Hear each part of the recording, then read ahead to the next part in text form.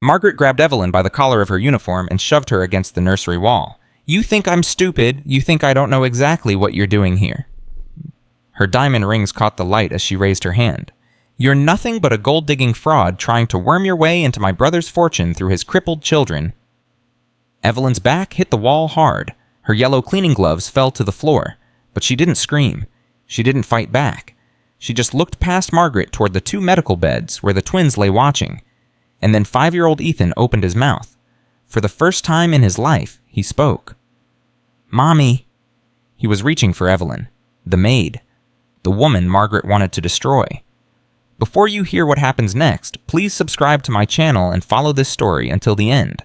Comment below which city you are watching from so I can see how far this story has traveled.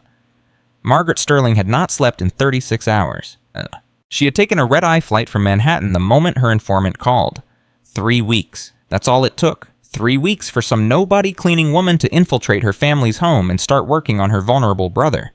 She knew the playbook. She had seen it before. Vulnerable widower. Disabled children. Mountains of money. It was a predator's dream. The moment her car pulled into the driveway of the Beverly Hills mansion, she was already on the phone with her lawyer. "I want her background. I want her financials. I want to know every person she's ever spoken to in her miserable life. And I want it by tomorrow morning." She didn't wait for an answer. She hung up and marched through the front door. The house staff scattered when they saw her. Good. They remembered. "Where is she?" Margaret demanded. "The new maid. Where is she right now?" The head butler stammered. "Ms. Sterling, she's in the nursery. She was just—" Margaret was already climbing the stairs. Her heels cracked against the marble like gunfire. Her heart pounded with righteous fury. She had spent 30 years protecting the Sterling name. She had sacrificed everything, her marriage, her happiness, her chance at her own family, to keep this empire intact. And now some cleaning woman from Louisiana thought she could waltz in and take it all. Not while Margaret was breathing. She reached the nursery door and threw it open. The scene inside made her blood boil. Evelyn was kneeling on the floor between the 2 medical beds. Her hands were holding the twins' hands. She was singing something soft and slow, her eyes closed, her face peaceful. The twins were calm. Their monitors beeped steadily. Their breathing was even, and their eyes were fixed on Evelyn like she was the center of their universe. "Get away from them!" Evelyn's eyes snapped open. She started to rise. "Ma'am, I said get away from them!" Margaret crossed the room in 3 steps. She grabbed Evelyn by the collar and yanked her backward. The maid stumbled, nearly falling. "You think I don't see what you're doing?" Margaret's voice was pure venom. "You think I'm some fool who can't recognize a con artist when I see one? Ma'am, please, I wasn't doing anything wrong." "Wrong," Margaret laughed. It was an ugly sound. "You're a cleaning woman. Your job is to mop floors and scrub toilets, not to sit here playing mommy to children who aren't yours, not to worm your way into a vulnerable man's heart." She shoved Evelyn against the wall, hard. "I've dealt with women like you my whole life. Pretty face, sad story, looking for a rich man to save you. Well, let me tell you something, sweetheart. My brother may be weak, my brother may be broken, but I am neither, and I will destroy you before I let you take a single penny from this family." Evelyn's back was pressed against the wall. Her chest heaved, but her eyes weren't afraid. They were looking past Margaret, looking at the beds. "Ma'am," she said quietly, the children are none of your concern." "No, ma'am, look at them, please." Something in Evelyn's voice made Margaret pause. She turned. Ethan's eyes were open, wide open, and they weren't staring at nothing like they usually did. They were focused, fixed, on Evelyn. His lips were moving. "What is he?" Margaret froze. Ma? That's impossible." Me. The word fell into the room like a bomb. "Mommy!" He was looking directly at Evelyn. His small hand was stretched out toward her, trembling with effort. His face was strained with concentration. Noah stirred in the other bed. His head turned slowly, so slowly toward Evelyn. His mouth opened. "Ma. Me." 2 voices. 2 impossible voices, calling for the cleaning woman. Margaret staggered backward. Her hand flew to her chest. No, that's not— They can't." "They can," Evelyn said softly. She pulled away from the wall and moved toward the beds. "They've been trying for days. This is the first time they've said a full word." "You did something to them. Some kind of drug, some kind of—" "I talked to them, ma'am, that's all. I talked to them like they were people." Margaret's legs gave out. She grabbed the doorframe to keep from falling. For 5 years, every specialist in California had examined those boys. Neurologists, speech therapists, developmental experts, they had all said the same thing. Severe brain damage, no cognitive function, no language comprehension, no hope. And now they were speaking. To the maid. "This isn't possible," Margaret whispered. "This isn't real." But it was real. She could see it. She could hear it. Ethan was still reaching for Evelyn, his small voice repeating that word over and over. "Mommy, mommy, mommy!" Margaret turned and ran. Jonathan Sterling was in his office when he heard his sister screaming his name. He had been staring at the same document for 3 hours, not reading a word. That was his life now. Sitting. Staring. Existing without living. Victoria had been dead for 5 years. The twins had never spoken a word, and Jonathan had slowly, quietly given up on everything. He didn't run anymore. He didn't hope anymore. He just waited for days to end and nights to pass. But when he heard Margaret's voice, raw, terrified, completely unlike her, something jolted through him. He was on his feet before he knew it. Moving. Running. For the first time in years, actually running. He found Margaret in the hallway outside the nursery. She was pressed against the wall, her hand over her mouth, her eyes wild. "Margaret, what happened? What's wrong? Are the boys?" "They spoke." Jonathan's heart stopped. "What?" "They spoke, Jonathan. Both of them. They said..." She couldn't finish. Her voice broke. He pushed past her and threw open the nursery door. Inside, chaos. 3 nurses surrounded Ethan's bed. Dr. Patterson was checking Noah's vitals with shaking hands. Equipment beeped frantically. Voices overlapped in confusion. And in the corner, standing alone, was a woman Jonathan barely recognized. Evelyn, the new maid, the one he had spoken to maybe twice since she arrived. She was pressed against the wall, her uniform wrinkled, her hair disheveled. There was a red mark on her neck where Margaret had grabbed her, but her eyes were calm, steady, fixed on the twins. "What happened?" Jonathan demanded. "Someone tell me what happened." Dr. Patterson looked up. His face was pale. "Mr. Sterling, I can't explain it medically, but your sons just spoke, clear intentional vocalizations, both of them." "That's impossible. You told me..." "I know what I told you. I know what every specialist has told you, but I heard it myself. We all heard it." Jonathan's legs weakened. He grabbed the edge of Ethan's bed to steady himself. "What did they say?" Silence. "Doctor, what did my sons say?" Dr. Patterson's eyes flickered toward Evelyn, then back to Jonathan. "They said, 'Mommy, sir.' They were looking at the maid. They called her Mommy." Jonathan felt the room spin. His vision blurred. His chest tightened until he couldn't breathe. For 5 years he had prayed to hear his children's voices. He had begged God. He had bargained with fate. He had spent $47 million on treatment, surgeries, experimental therapies. Nothing worked. Nothing ever worked. And now they had spoken. Not to him, not to the doctors, not to the nurses who cared for them 24 hours a day. To a stranger, a cleaning woman, someone he had barely noticed existed. He turned slowly and looked at Evelyn. She didn't flinch under his gaze. She didn't look away. She just stood there, calm and still, waiting. "Who are you?" His voice was hoarse. "Sir, I'm just the housekeeper. I was hired 3 weeks ago to..." "That's not what I asked." He took a step toward her. "Who are you? What did you do to my children?" "I didn't do anything to them, sir. I just..." "Don't lie to me." His voice cracked. "Every doctor in this state said my sons would never speak. Every expert said their brains were too damaged. And you walk in here for 3 weeks and suddenly they're talking, 'What did you do?'" Evelyn took a slow breath. Her hands were trembling slightly, but her voice stayed steady. "I talked to them, sir, every day. I sang to them. I held their hands. I told them stories." "That's it. That's your explanation." "Yes, sir. That's all I did." Jonathan laughed. It was a broken, desperate sound. "I've had speech therapists here every day for 5 years. Professional therapists with degrees and certifications and years of training. They talked to my sons. They sang to them. They did everything you did and more. And nothing happened. Nothing ever happened." Evelyn was quiet for a moment. Then she said something that would haunt Jonathan forever. "Maybe they didn't believe it would work, sir. Maybe your sons could feel that." "Feel it? They can't feel anything. Their brains are damaged, sir. I know, but their hearts aren't." She looked at the twins, her eyes soft with something Jonathan couldn't name. Children know when someone has given up on them. They know when they're being treated like a problem to be solved instead of a person to be loved. Maybe your therapists were very skilled, but maybe your sons needed something else. What? What could they possibly need that I haven't given them? Evelyn met his eyes. Someone who believed they were still in there, sir. Someone who refused to give up. The room went silent. Even the monitors seemed to quiet. Jonathan stared at Evelyn. His mind was racing, searching for holes in her story, for signs of deception, for anything that would explain this impossible situation. But all he saw was a tired woman in a wrinkled uniform with a red mark on her neck, where his sister had grabbed her, looking at his children with more tenderness than he had seen in years. Margaret burst back into the room. "Jonathan, I need to speak with you privately, now." He didn't move. His eyes stayed on Evelyn. "Jonathan." "Not now, Margaret."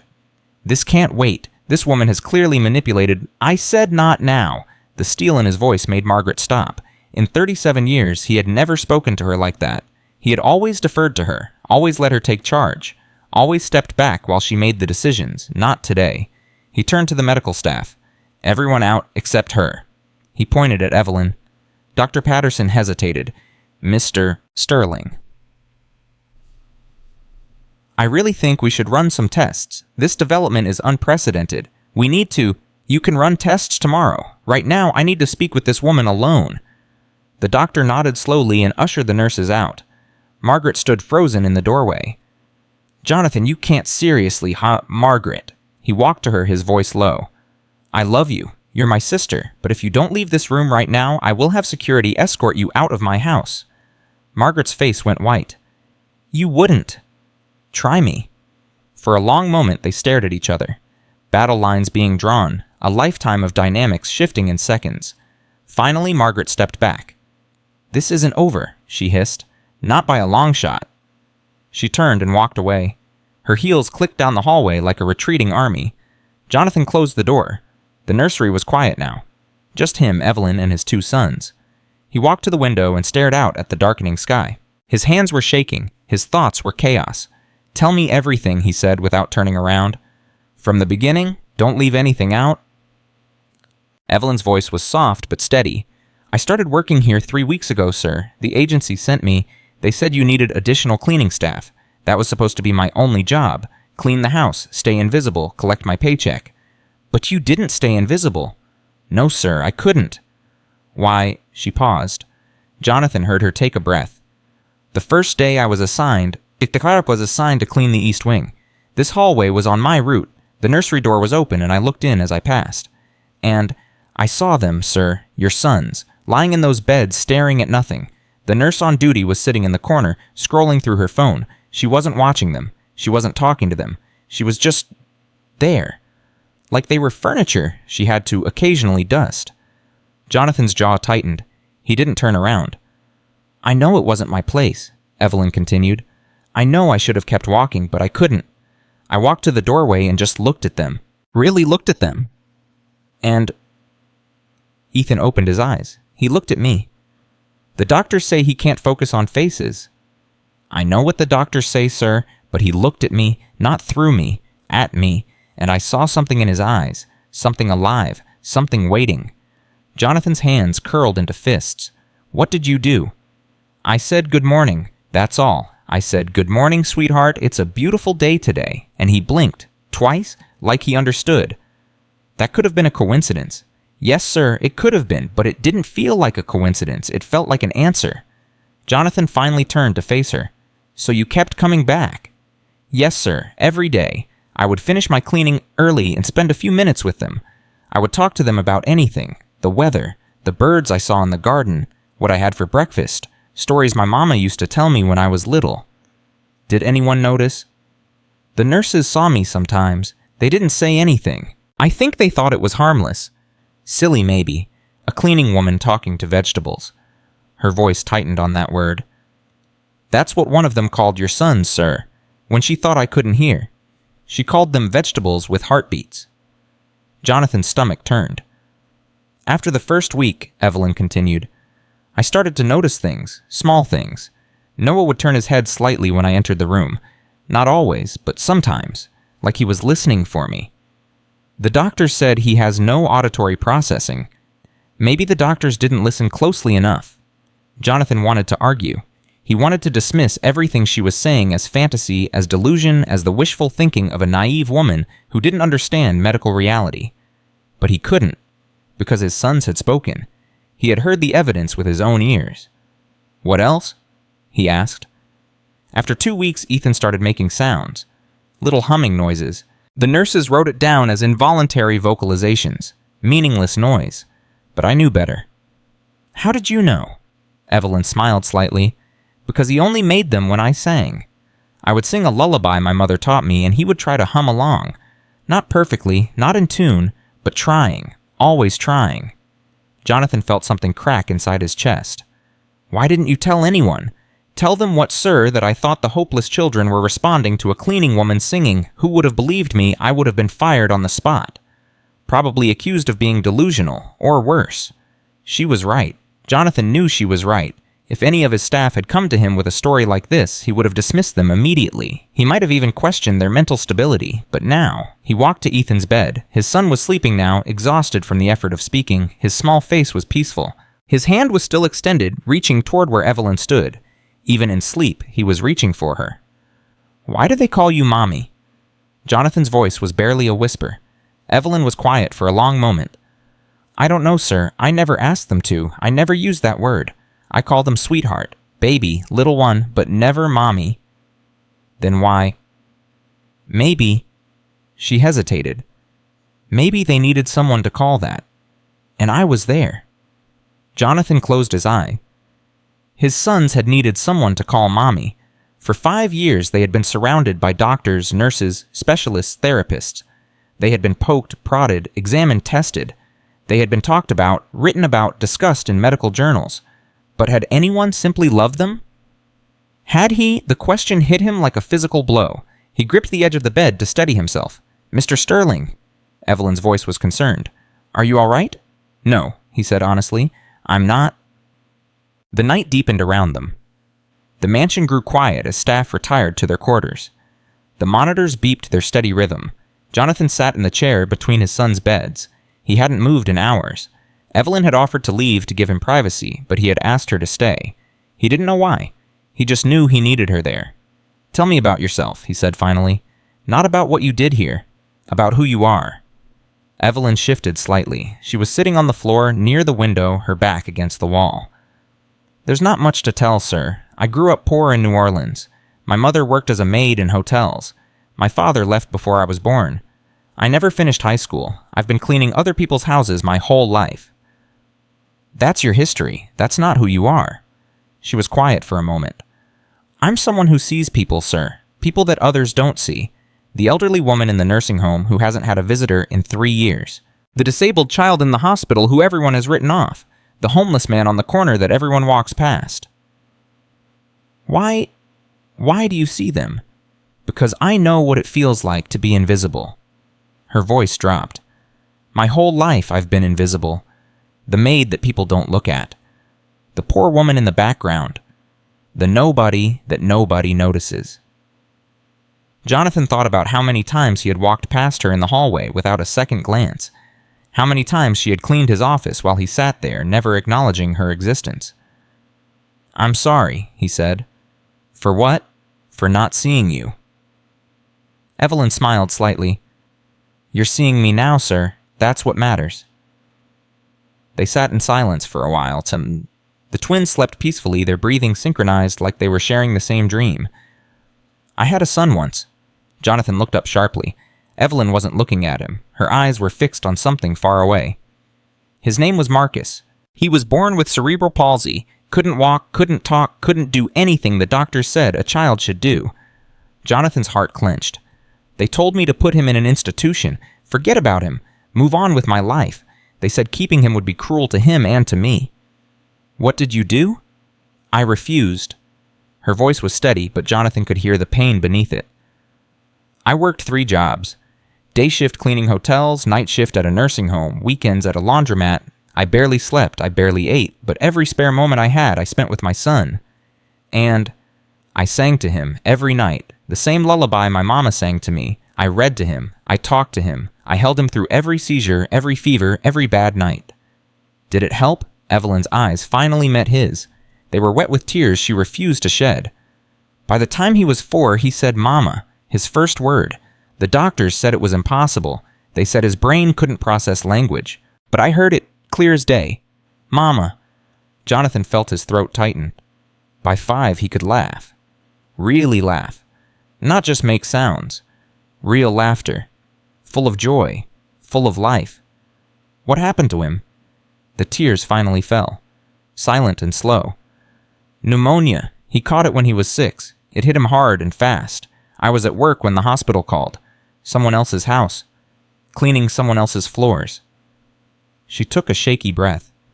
By the time I got there, he was gone. He died alone in a hospital bed, waiting for me, calling for me, and I wasn't there. Jonathan couldn't speak, couldn't move, couldn't breathe. That's why I do this, sir. Every child I help, I'm not replacing Marcus. I could never replace him. But I'm making sure no child ever feels as alone as he did, as I did. She wiped her eyes with the back of her hand. When I saw your sons lying in those beds, I saw Marcus. I saw the same silence, the same emptiness, the same waiting, and I couldn't walk away. I couldn't leave them like I left him. Jonathan stood up. He walked to Evelyn and knelt down beside her. "Thank you," he said. His voice broke on the words. "Thank you for seeing my sons." Evelyn looked at him. "They were always there, sir. They just needed someone to notice." The next morning, Margaret made her move. She had spent the night on the phone with lawyers, board members, and private investigators. By sunrise, she had a plan. At 9 a.m., she called an emergency meeting of the Sterling Enterprises Board of Directors. 12 members in total. Jonathan held 5 proxy votes through his inherited shares. Margaret controlled the other 7, and through decades of political maneuvering. She stood at the head of the conference table, her face perfectly composed, her voice perfectly controlled. "I've called this meeting to discuss concerns about Jonathan Sterling's mental fitness to maintain his position as chairman." The board members shifted uncomfortably. Robert Chen, the oldest member, cleared his throat. "Margaret, that's a serious accusation. What exactly are you basing this on?" "My brother has become emotionally compromised. He's developed an inappropriate attachment to a household employee, a cleaning woman with no medical training and no relevant credentials. He's neglecting his business responsibilities to spend time with this woman and his disabled children." Sarah Mitchell frowned. "Jonathan has always been hands-off with day-to-day operations. That's nothing new. But his judgment is impaired. He's making irrational decisions based on emotional manipulation. This woman has somehow convinced him that she can cure his children through singing and storytelling. It's absurd. It's dangerous. And it exposes the company to significant risk." Another board member, David Wong, leaned forward. "Risk? What kind of risk? What happens when this woman convinces Jonathan to sign over assets, change his will, redirect family trust funds? Are you prepared to deal with that fallout when it happens?" The room fell silent. Margaret pressed her advantage. "I'm not asking you to remove Jonathan from the board. Not yet. I'm asking for oversight. A committee to monitor his personal financial decisions, a requirement that any expenditure over $1 million requires board approval." "That's essentially stripping him of control," Robert said. "It's protecting the company and the family, and ultimately Jonathan himself." The vote was called. 7 in favor, 5 against. Margaret allowed herself a small smile. She didn't know that Jonathan was standing outside the conference room door. He had arrived early, planning to address the board himself. Instead, he had heard everything, every word, every accusation, every betrayal. He turned and walked away in silence. His face was calm, but inside something was hardening.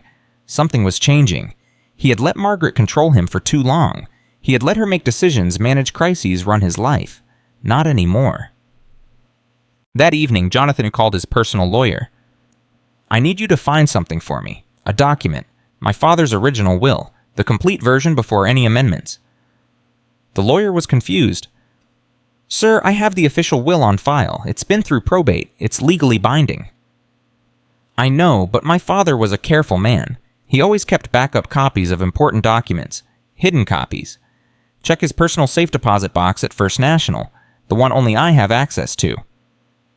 "Sir, with respect, what are you looking for? I'll know it when I see it." 2 hours later, the lawyer called back. Mr. Sterling, you were right. There was a second copy of the will, with handwritten amendments that weren't in the official version. Jonathan's pulse quickened. What do the amendments say? The lawyer read them slowly. In the event that Margaret Ann Sterling attempts to undermine, challenge, or remove Jonathan David Sterling from his position as head of the Sterling family or Sterling Enterprises, all shares and assets currently held in her name shall be immediately transferred to a charitable trust dedicated to children with disabilities. Jonathan closed his eyes. His father had known. Even from the grave, his father had known what Margaret might try to do. Is this legally enforceable? It's complicated. The document was witnessed and notarized, which gives it weight. But Margaret could challenge it in court. It would be a long, ugly battle. I don't want a battle. I want leverage. Then I'd say you have it, sir. If Margaret knows this document exists, she'll have to consider the risk. Going to court means making this public, and the publicity alone could destroy her reputation.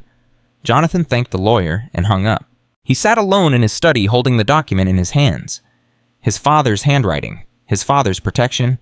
For years, he had resented his father for leaving Margaret in such a powerful position. He had assumed it was favoritism or sexism or simply poor judgment. Now he understood. His father had given Margaret enough rope to hang herself, and he had given Jonathan the scissors to cut her down. The confrontation happened 2 days later. Margaret arrived at the mansion with lawyers and documents ready to implement the board's new oversight measures. Jonathan met her in the foyer. "We need to sign some papers," she said briskly. "The board requires your acknowledgement of the new financial controls." "I'm not signing anything." Margaret's smile tightened.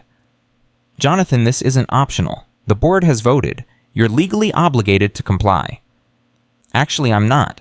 I had my lawyers review the board resolution. It's advisory, not binding.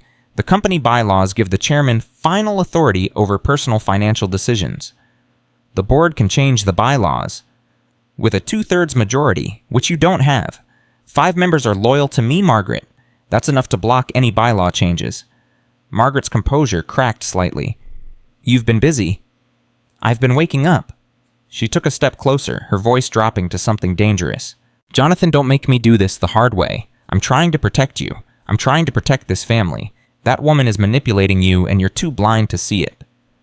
"The only person who has ever manipulated me, Margaret, is you." He pulled an envelope from his jacket pocket and handed it to her. "What is this to open it?" She tore open the envelope and pulled out the document inside. As she read, her face went from confused to pale to ashen. "Where did you get this?" "Father's safe deposit box, the one you didn't know about." "This is a forgery. It has to be. It's been authenticated by 3 independent handwriting experts. It's real, Margaret, and you know what it means." She looked up at him, and for the first time in his life, Jonathan saw fear in his sister's eyes. "You can't use this. You wouldn't." "I don't want to use it. I don't want to destroy you, Margaret. Despite everything you've done, you're still my sister. I still love you." "Then what do you want?"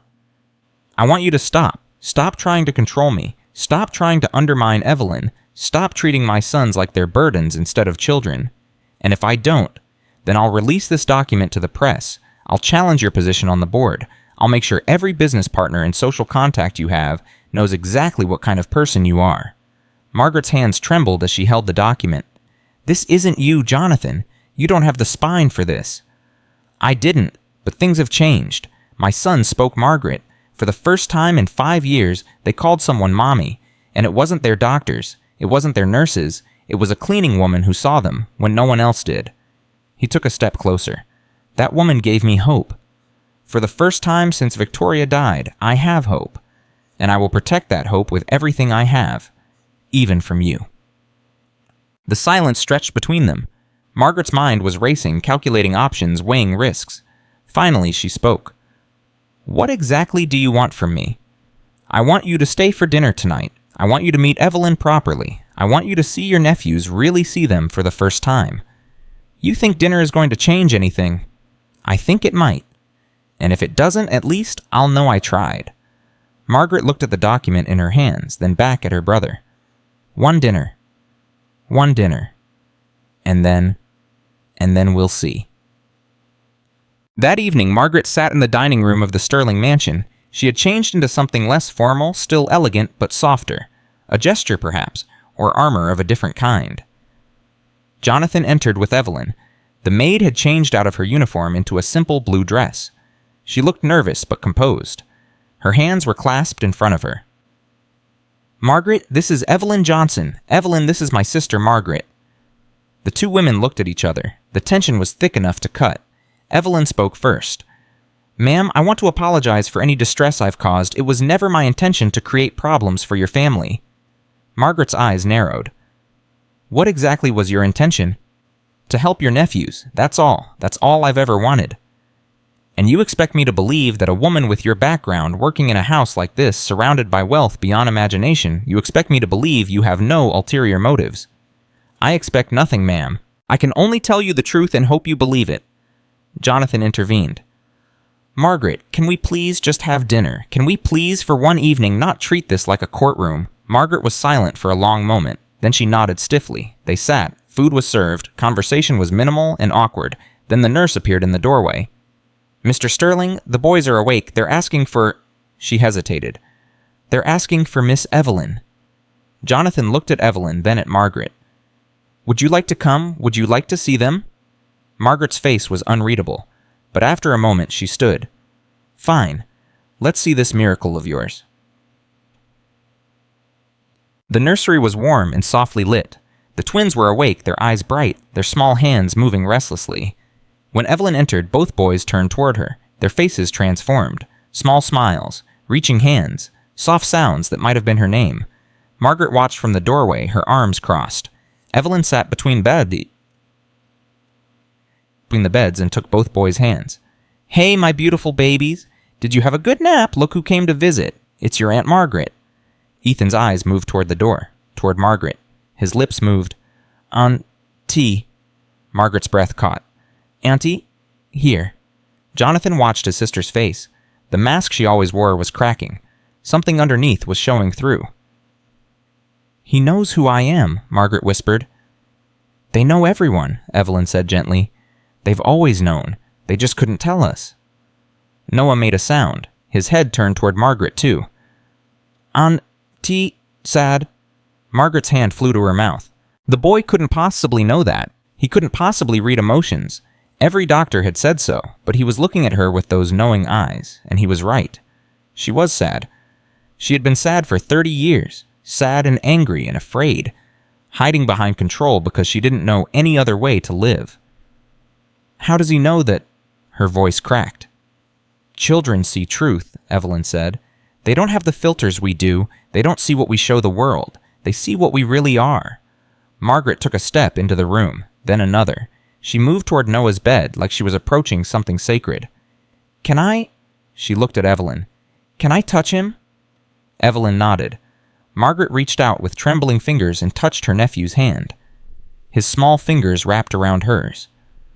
"Auntie, stay." 2 words. A question. An invitation. Something broke in Margaret Sterling. Something she had been holding together for 30 years. Tears streamed down her face. Her shoulders shook. Her perfect composure shattered completely. Jonathan moved to her side and put his arm around her. "I'm sorry," she sobbed. "I'm so sorry. I thought... Everyone said... I believed they were..." "I know," Jonathan said. "I believed it too. We were all wrong." Evelyn stood quietly, giving the family their moment. Then Ethan spoke again. "Lee." Both adults turned to look at us. His small face was serious. His eyes moved from Jonathan to Margaret to Evelyn and back again. "Lee? Here. Family is here." He understood. He had always understood. And finally, so did they. Margaret wiped her eyes and looked at Evelyn. "I was wrong about you. I was wrong about everything." "You were protecting your family," Evelyn said. "In your own way. That's not wrong. It's just not the only way." Margaret shook her head. "No, I was protecting myself, protecting my position, my power. I told myself it was for the family, but it wasn't. It was for me." She turned to Jonathan. "I'll withdraw the board resolution tomorrow. I'll return full authority to you, and I'll—" She took a deep breath. "I'll try to learn. To be different. If you'll teach me." Jonathan pulled his sister into a hug. "We'll learn together." Later that night, after Margaret had gone to her guest room and the house had fallen quiet, Jonathan found Evelyn in the garden. She was sitting on a bench looking up at the stars. The Los Angeles sky was hazy, but a few bright points still shone through. "May I join you?" She nodded. He sat beside her. For a long moment, neither spoke. "Thank you," he finally said, "for what you did tonight. For being patient with Margaret, for giving her a chance. Everyone deserves a chance, sir." "Jonathan?" "Jonathan." They sat in comfortable silence. "What happens now?" Evelyn asked. "I don't know. The boys are improving. Margaret is changing. Everything feels different. Different can be good. Yes, it can." He turned to look at her.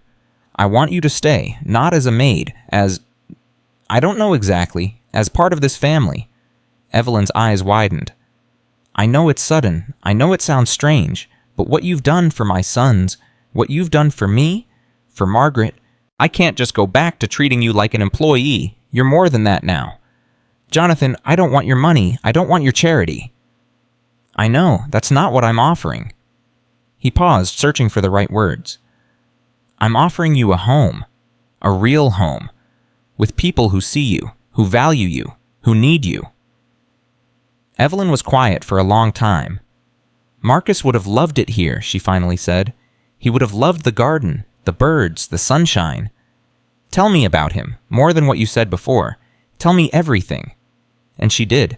She talked until the stars faded and the sky turned pink with dawn. She told him about Marcus's laugh, his favorite foods, the way he would hum along to her lullabies, the last time she held him. The words she never got to say. Jonathan listened to every word, and when she was done, when the tears had dried and the sun had risen, he took her hand. "He's not gone, you know. He's here. In everything you do, in every child you help. In my sons who found their voices because of what you learned loving him." Evelyn looked at him with shining eyes. "You really believe that I know it?" She smiled, and for the first time in years, it reached all the way to her soul. Sick. In the nursery, the twins slept peacefully. Ethan's hand was stretched out toward Noah's bed. Noah's fingers were reaching back. Even in sleep, they were connected. Even in silence, they were speaking. The monitors beeped their steady rhythm. The morning light crept across the floor. And in the Sterling mansion, for the first time in 5 years, there was something in the air that hadn't been there before. Hope. It was only the beginning. 3 weeks had passed since that night in the garden. 3 weeks since Margaret had cried in the nursery. 3 weeks since Jonathan had asked Evelyn to stay as family. Everything was different now. Everything was better. Or so Jonathan thought. He was wrong. The first sign of trouble came on a Tuesday morning. Jonathan was having breakfast when his phone rang. The caller ID showed a number he didn't recognize. "Mr. Sterling, this is Patricia Lawson from Channel 7 News. We're running a story about your children, and we'd like your comment." Jonathan's blood ran cold. "What story? What are you talking about?" "We've received documents suggesting that a member of your household staff has been conducting unauthorized medical treatments on your disabled sons. Would you like to respond before we air tonight?" Jonathan hung up without answering. His hands were shaking as he dialed Margaret's number. "Did you do this?" Margaret's voice was confused.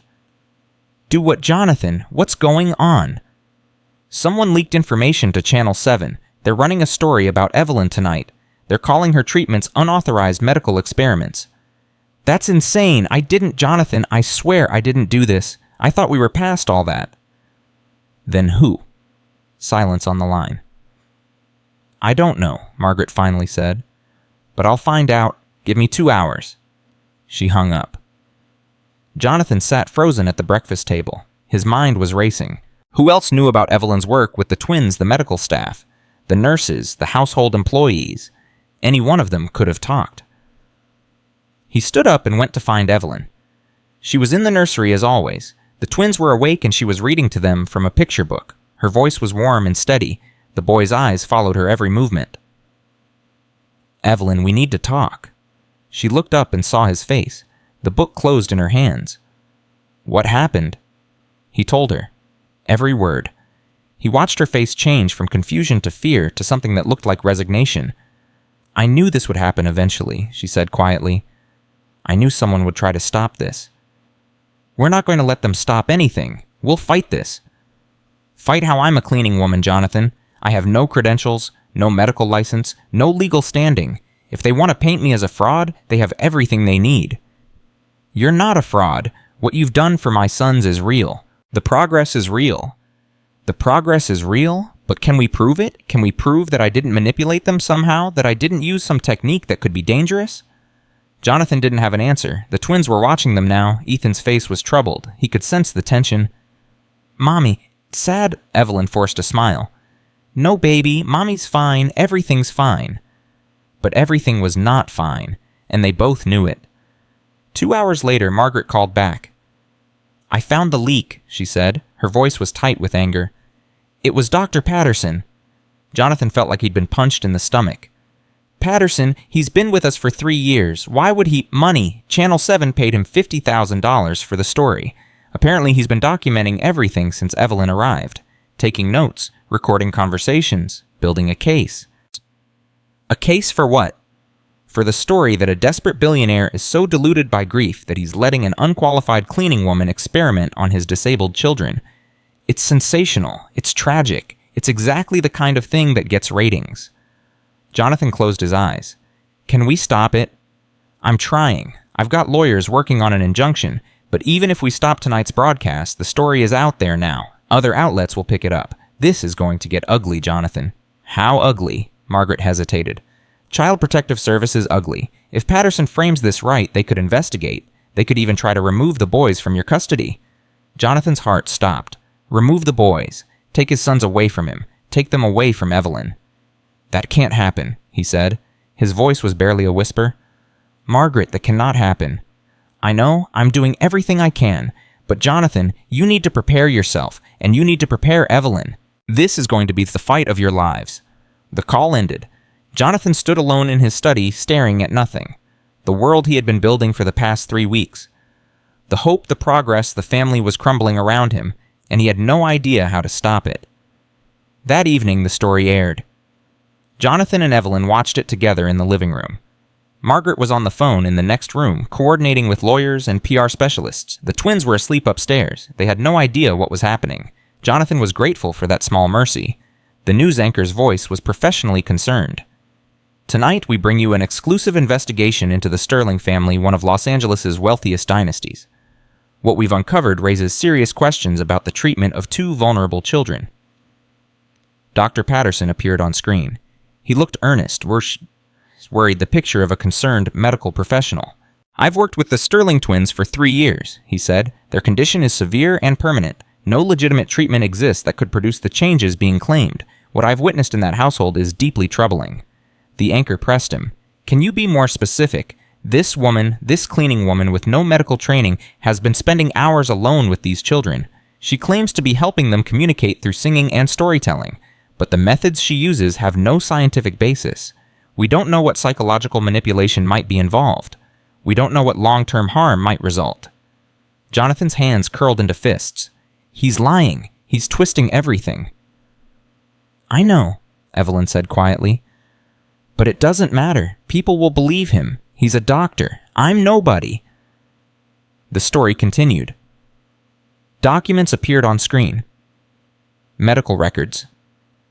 Staff testimony from people Jonathan barely remembered hiring.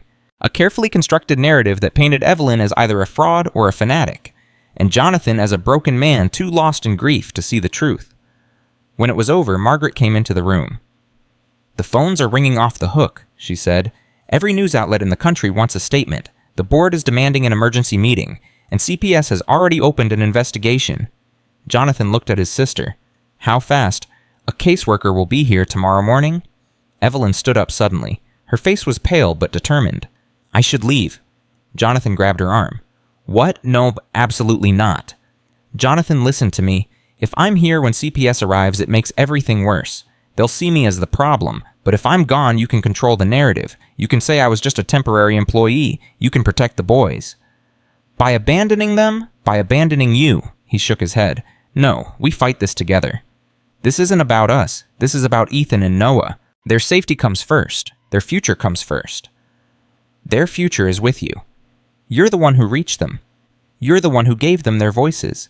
How can I tell them you're gone? How can I explain that? You tell them I love them. You tell them I had to go away for a while. You tell them—" Her voice broke. "You tell them Mommy will always be in their hearts."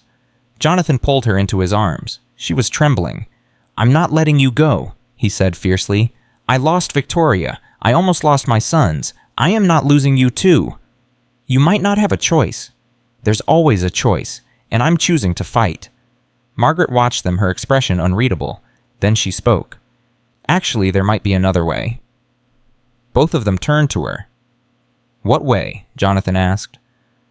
Margaret took a deep breath. "The only person who can definitively prove Evelyn's methods work is the boys themselves. If CPS sees them really communicate, they'll have to acknowledge that something positive is happening here."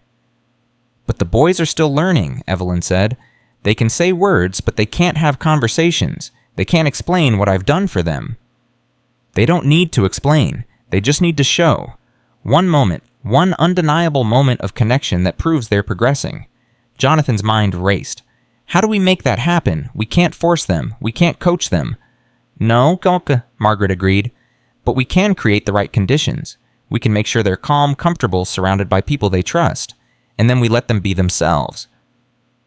Evelyn was quiet for a long moment. Then she said, "There's something I haven't tried yet, something I've been saving." Jonathan looked at her. "What?" "Victoria's lullaby. The one she wrote in her journal. The one she used to sing to them before they were born. I've been learning it, practicing it, but I haven't sung it to them yet. I wanted to wait for the right moment." "Why?" "Because I think it might unlock something. Something deep. Something they've been holding on to since before they were born." She looked at Jonathan with eyes full of desperate hope. "It might not work. It might be nothing. But if there's any chance, Jonathan nodded slowly. "Then we try, tonight, before CPS comes tomorrow." Margaret stepped forward. "I'll handle the lawyers. I'll handle the press. You two focus on the boys. This might be our only shot." For the first time since the news story aired, Jonathan felt something other than despair. He felt hope. It was fragile. It was desperate. But it was there. And he was going to hold on to it with everything he had. The nursery was quiet when they entered. The twins were sleeping, their small chests rising and falling in rhythm. The monitors beeped their steady song. Evelyn moved to stand between the beds. Her hands were trembling slightly. Jonathan could see the weight of the moment pressing down on her. "Are you sure about this?" he asked. "No," she admitted. "I'm not sure about anything, but I have to try."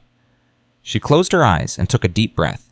When she opened them again, there was something different in her gaze. Something ancient, something maternal. She began to sing. The melody was simple, gentle. A lullaby like any other, but somehow not like any other. It carried weight. It carried history. It carried the love of a mother who had died bringing her children into the world. Jonathan recognized it instantly. Victoria used to hum it in the shower. She used to sing it while cooking dinner. She used to whisper it against her pregnant belly, her hands pressed against the skin, feeling the baby's kick in response. The memory hit him so hard he had to grab the doorframe to stay standing. Evelyn kept singing. Her voice wasn't trained or polished. It cracked in places. It wavered in others. But it was real. It was honest. It was full of the same love that Victoria had poured into those notes years ago. Ethan stirred first. His eyes fluttered open. His head turned toward Evelyn. His lips began to move. He was trying to sing along. Noah woke next. His response was different. His whole body seemed to relax. His hands, which were usually clenched tight, slowly opened. His fingers spread wide, reaching toward the sound. Evelyn's voice grew stronger. She leaned closer to the beds, her hands reaching out to touch both boys. "You know this song?" she whispered between verses. "Your mama sang it to you before you were born. She loved you so much. She's still loving you. Can you feel her?" Ethan's eyes were bright with tears. His mouth opened wider. Song. Mama's song," he remembered. Jonathan felt his own tears falling. He didn't wipe them away. Evelyn continued singing. The lullaby repeated each cycle, pulling something deeper from the boys. They were responding now, not just listening, but participating. Ethan was humming fragments of the melody. Noah was moving his hands in small patterns like he was conducting an invisible orchestra. And then it happened. Noah opened his mouth and sang. Not words, not speech. Pure sound. A note that matched Evelyn's perfectly. a single sustained tone that rose from his damaged throat like a miracle. Evelyn stopped singing in shock. Noah continued. His eyes were closed now, his face peaceful, his voice filling the room with something that should have been impossible. Jonathan fell to his knees beside the bed. "Oh my God," he breathed. "Oh my God, he's singing." Ethan joined his brother. Another note, another voice. The twins were singing together, their sounds intertwining, creating a harmony that no medical textbook could explain. Evelyn covered her mouth with both hands. Tears streamed down her face.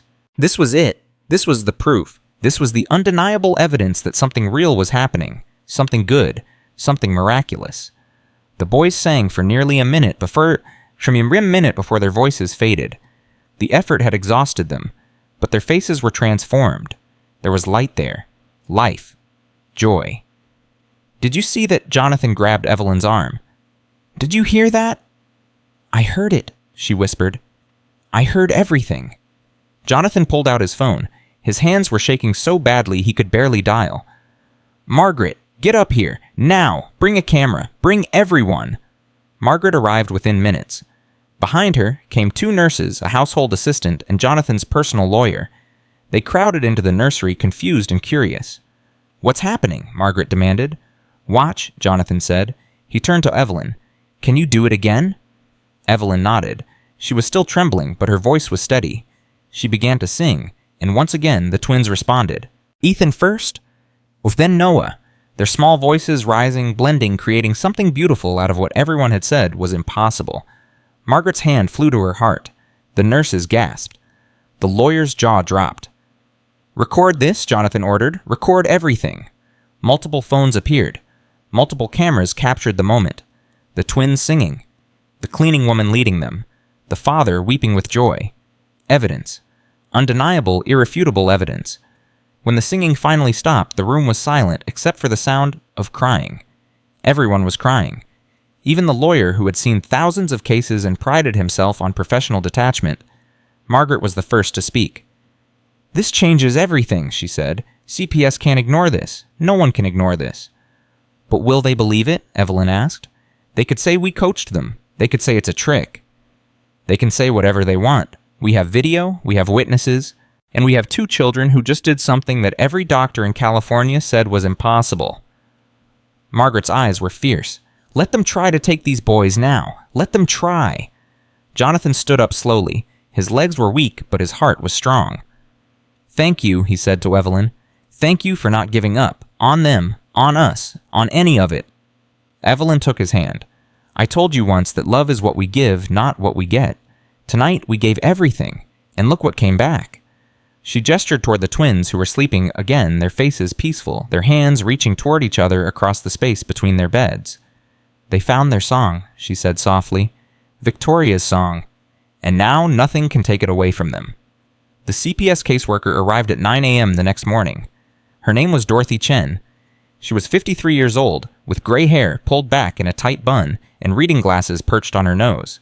She had been doing this job for 27 years. She had seen every kind of abuse, every kind of neglect, every kind of tragedy that humans could inflict on children. She had also seen every kind of lie that wealthy parents told to protect themselves. She wasn't easily impressed. She wasn't easily fooled. And she walked into the Sterling mansion expecting to find exactly what Dr. Patterson had described, a delusional billionaire being manipulated by a con artist with 2 helpless disabled children caught in the middle. What she found was something entirely different. Jonathan met her at the door. He was calm, polite. He didn't argue. He didn't threaten. He simply invited her in and asked if she would like coffee. "Mr. Sterling, I'm not here for pleasantries. I'm here to assess the welfare of your children. I understand, and I want you to do your job thoroughly, but first I'd like to show you something." "Show me what?" "Proof that everything you've heard is wrong." Dorothy's eyes narrowed. "Mr. Sterling, I've heard a lot of stories from a lot of parents. I've learned not to trust proof that's presented to me on a silver platter. I'm not asking you to trust it. I'm asking you to see it for yourself and make your own judgment." Something in his tone gave her pause. This wasn't the desperate pleading of a guilty man. This was the quiet confidence of someone who knew the truth was on his side. "Fine," she said. "Show me." Jonathan led her upstairs. Evelyn was waiting in the hallway outside the nursery. Dorothy's expression hardened when she saw her. Is this the woman, the one who's been treating your children without authorization? This is Evelyn Johnson. She's been caring for my sons. And yes, she's the one who helped them find their voices. Mr. Sterling, you understand that what you're describing is impossible. I've read the medical reports. Your sons have severe cognitive impairment. They cannot speak. They cannot watch. He opened the nursery door. The twins were awake. Their eyes turned toward the doorway. When they saw Evelyn, their faces lit up. Mommy. Ethan's voice was clearer now than it had been 3 weeks ago. Mommy here? Dorothy Chen froze. Noah turned his head too. Mommy, sing. Evelyn smiled and walked to them. Good morning, my beautiful boys. We have a visitor today. Can you say hello? Ethan looked at Dorothy. His small face studied her carefully. Hello, lady. Nice. He was asking if she was nice. He was assessing her. He was thinking. Dorothy's hand went to her chest. That's not possible. The reports said... The reports were wrong, Jonathan said quietly. Everyone was wrong, except her. He gestured toward Evelyn, who was now sitting between the beds holding both boys' hands. She saw something that no one else could see. She believed something that no one else would believe, and because of that belief, my sons are speaking for the first time in their lives. Dorothy was silent for a long moment. Her professional skepticism warred with the evidence of her own eyes and ears. Finally, she spoke. I need to conduct my assessment properly. I need to speak with your sons alone. I need to speak with your staff. I need to review all medical records. Of course, whatever you need. And I need to speak with Ms. Johnson, privately. Jonathan nodded. Evelyn? Evelyn stood. Her face was calm, but Jonathan could see the fear in her eyes. I'll answer any questions you have, ma'am. Dorothy looked at her for a long moment. Then she said something that surprised everyone. The boys called you Mommy. Why? Evelyn's voice was steady. Because I treat them like my children, ma'am. I talk to them, I sing to them, I hold their hands when they're scared, I celebrate when they try something new, I love them. Do you understand how that sounds to an outsider? Yes, ma'am, I do. It sounds suspicious. It sounds like I'm trying to replace their real mother. It sounds like I have some kind of agenda. And do you... Evelyn met the caseworker's eyes directly. My agenda is to see those boys live the fullest lives they can. That's it. That's all I've ever wanted. I don't need Mr. Sterling's money. I don't need recognition or credit. I just need those children to know that they matter, that they're seen, that someone believes in them. Dorothy studied her for a long moment. I had a son with disabilities, she said quietly. He died when he was 12. The doctor said he would never walk, never talk, never have any quality of life. Evelyn's eyes softened. But he did walk. He did talk. He lived a beautiful life for 12 years because I refused to give up on him. Dorothy's voice cracked slightly. I see that same refusal in you, Ms. Johnson. I see that same love. She turned to Jonathan. I'm not going to recommend removal, Mr. Sterling. Based on what I've seen today, your sons are thriving. Whatever Ms. Johnson is doing, it's working. And I'm not going to punish a family for finding hope where medicine said there was none. Jonathan felt his knees go weak with relief. Thank you. Thank you so much. Don't thank me yet. I still need to complete my assessment. And you still need to deal with the media circus outside.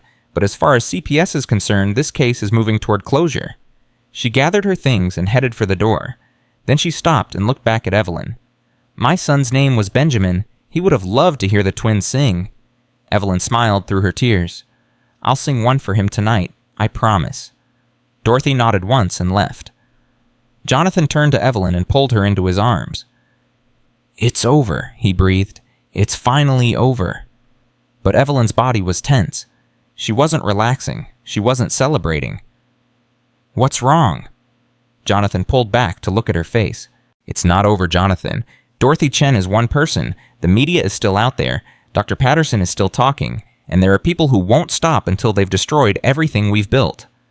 Let them try. We have proof now. We have video. We have witnesses. Proof doesn't always matter. Sometimes people believe what they want to believe. Sometimes hatred is stronger than truth. Jonathan took her hands in his. Then we'll fight hatred with love. That's what you taught me. That's what you taught my sons. And that's what we're going to keep doing until the whole world sees what we see. Evelyn looked at him for a long moment. Then slowly she smiled. You've changed, Jonathan Sterling. You changed me. No, your sons changed you. I just reminded you how to see them. From the nursery came a small voice. Daddy, Mommy, come back. They looked at each other and laughed. Coming, sweetheart, Evelyn called out. We're coming right now. They walked back into the nursery together. Ethan was sitting up in his bed, a huge smile on his face. Daddy, Mommy, stay. Jonathan knelt beside his son and took his small hand. Yes, buddy, we're staying. We're all staying together. Noah made a sound from his bed. Jonathan turned to look at him. Fam-lee, Noah said clearly. Love, fam-lee. Jonathan felt his heart expand until he thought it might burst. That's right, son. Love family. That's exactly right. Evelyn began to hum Victoria's lullaby. The twins settled back against their pillows, their eyes growing heavy, their small voices joining hers in fragments of melody. And in that moment, despite everything that had happened, despite everything that was still to come, Jonathan felt a peace he hadn't known since before Victoria died. They were a family, broken and beautiful, scarred and healing, imperfect and completely, utterly whole. Whatever storms were coming, they would face them together. And nothing, not the media, not the doctors, not the whole world, could take that away from them. 3 days passed. The media storm continued to rage outside the mansion gates. Reporters camped on the sidewalk. News vans lined the street. Helicopters occasionally circled overhead. But inside the house, life went on. The twins were improving daily. Their vocabulary grew. Their responses sharpened. They were beginning to string sentences together to express preferences, to tell jokes that made everyone laugh. Jonathan spent every possible moment with them. He had completely abandoned his business responsibilities, leaving everything to Margaret and the board. For the first time in his life, he didn't care about Sterling Enterprises. He didn't care about meetings or mergers or quarterly reports. He cared about his sons. He cared about Evelyn. He cared about the family they were becoming. On the 4th day, something unexpected happened. Margaret came to him with her phone in her hand. Her face was strange, part shocked, part thoughtful. You need to see this. She handed him the phone. On the screen was a video that had gone viral overnight. It was the footage of the twins singing. Someone had leaked it, probably one of the staff members who had been in the nursery that night. It had been posted anonymously and had already been viewed 40 million times. The comments were overwhelming. Thousands upon thousands of people sharing their own stories. Parents of disabled children, adults who had been written off as hopeless, families who had been told to give up. They were all saying the same thing. This gives me hope. If those children can find their voices, maybe my child can too. Thank you for showing us that miracles are real. Jonathan scrolled through comment after comment, tears streaming down his face. We didn't just help our family, Margaret said quietly. We helped everyone. Jonathan looked at his sister. This changes everything, doesn't it? Yes, it does. She paused. Jonathan, I've been thinking about what Evelyn said, about love being what we give, not what we get. I spent my whole life taking control, taking power, taking whatever I could grab. Margaret, let me finish. I want to do something different. I want to take what we've learned. Or what Evelyn has taught us and share it with the world. A foundation, a real foundation, not just a tax shelter, something that helps families like ours, something that gives hope to children who have been written off. Jonathan stared at her. You're serious? I've never been more serious about anything in my life. She took a deep breath. And I want to name it after Evelyn's son, the Marcus Foundation, for children who deserve someone to believe in them. Jonathan pulled his sister into a hug. It was the first time he had hugged her voluntarily in decades. Thank you, he whispered. Thank you for becoming the person I always hoped you could be. Thank Evelyn, Margaret said. She's the one who showed me what love looks like. That evening, Jonathan told Evelyn about the foundation. He told her about the video. He told her about the millions of people who had been touched by her story. She listened in silence. When he was finished, she didn't speak for a long moment. Marcus would be proud, she finally said. He would be so proud. He is proud. Wherever he is, he's watching. He knows what you've done. What we've done, all of us, together. From the nursery down the hall came the sound of 2 small voices singing. Not perfectly, not beautifully, but joyfully. Ethan and Noah practicing the lullaby that their mother had written before they were born, the song that had unlocked their voices, the melody that would carry them forward into whatever future awaited. Evelyn closed her eyes and listened. That's the most beautiful sound in the world, she whispered. Jonathan took her hand. It's the sound of hope, he said, and it's just the beginning. 2 months had passed since the video went viral. 2 months since the Marcus Foundation was announced. 2 months since Jonathan Sterling's life had transformed from empty routine into something beautiful. The twins were thriving. Ethan could now speak in full sentences. Noah was slower, but his voice grew stronger every day. They laughed, they joked, they argued like normal brothers. They called for Evelyn constantly and reached for their father whenever he entered the room. Jonathan had never been happier, which is exactly when everything fell apart. It started with a phone call at 6 a.m. on a Thursday morning. Jonathan was still in bed when his phone rang. The caller ID showed Margaret's number. "Jonathan, turn on the news, Channel 4, now." He grabbed the remote and fumbled with the buttons. The screen flickered to life. Dr. Patterson's face filled the screen, but this time he wasn't alone. Standing beside him was a woman Jonathan had never seen before. She was professionally dressed with sharp eyes and a folder clutched in her hands. The news anchor's voice cut through, "This morning we have explosive new allegations in the Sterling family case. Dr. Harold Patterson, the family's former physician, is joined by Dr. Rebecca Shaw, a forensic psychologist who claims to have evidence that the so-called miracle recovery of the Sterling twins is an elaborate hoax."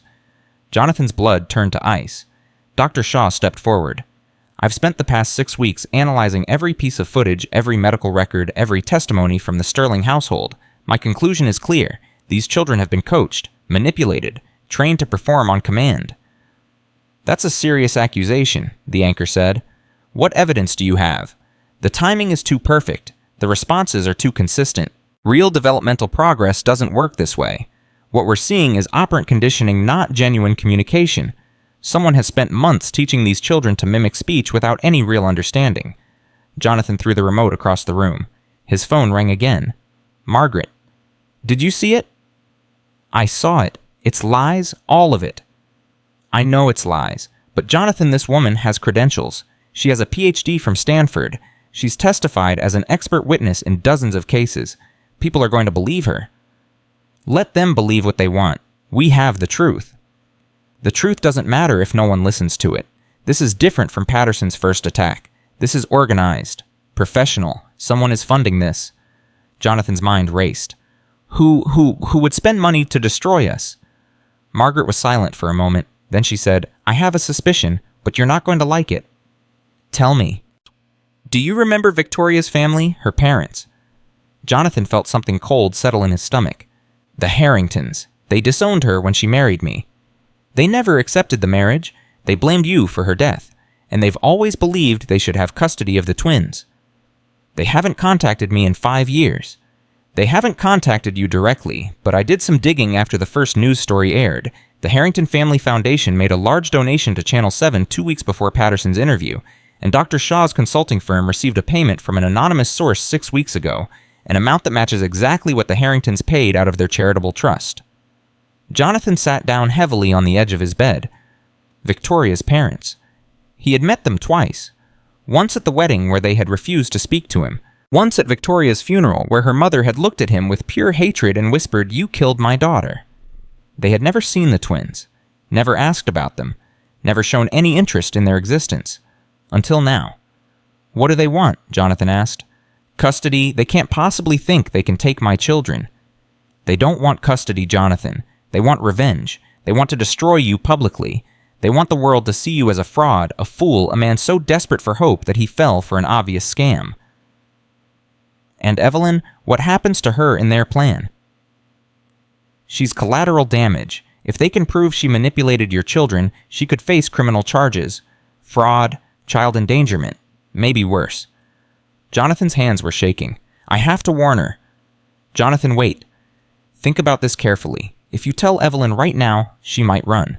She might think leaving is the only way to protect herself. And if she runs, it looks like guilt. It plays right into their narrative. I can't keep this from her. She has a right to know." "I'm not saying keep it from her forever. I'm saying we need a plan first. We need to get ahead of this before it spirals out of control." Jonathan closed his eyes. His sister was right. He knew she was right, but the thought of facing Evelyn with this news made his chest ache. "What do we do?" he asked finally. "I'm flying back to LA tonight. I have lawyers working on a response. In the meantime, don't talk to any reporters. Don't make any public statements, and whatever you do, don't let Evelyn see that interview until we're ready."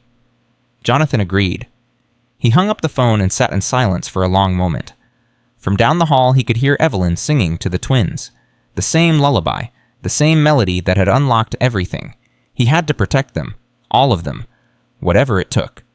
Keeping the secret lasted exactly 4 hours.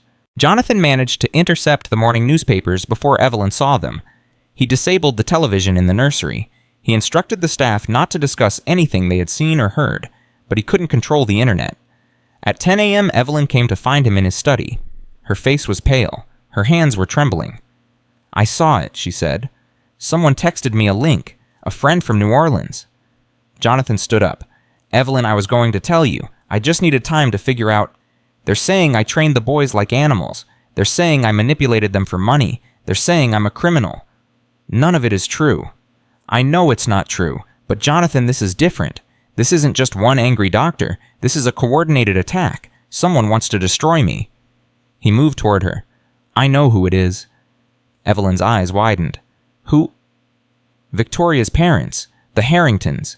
They blame me for her death. They've always blamed me. And now they're using you to get to me." Evelyn sat down suddenly like her legs had given out.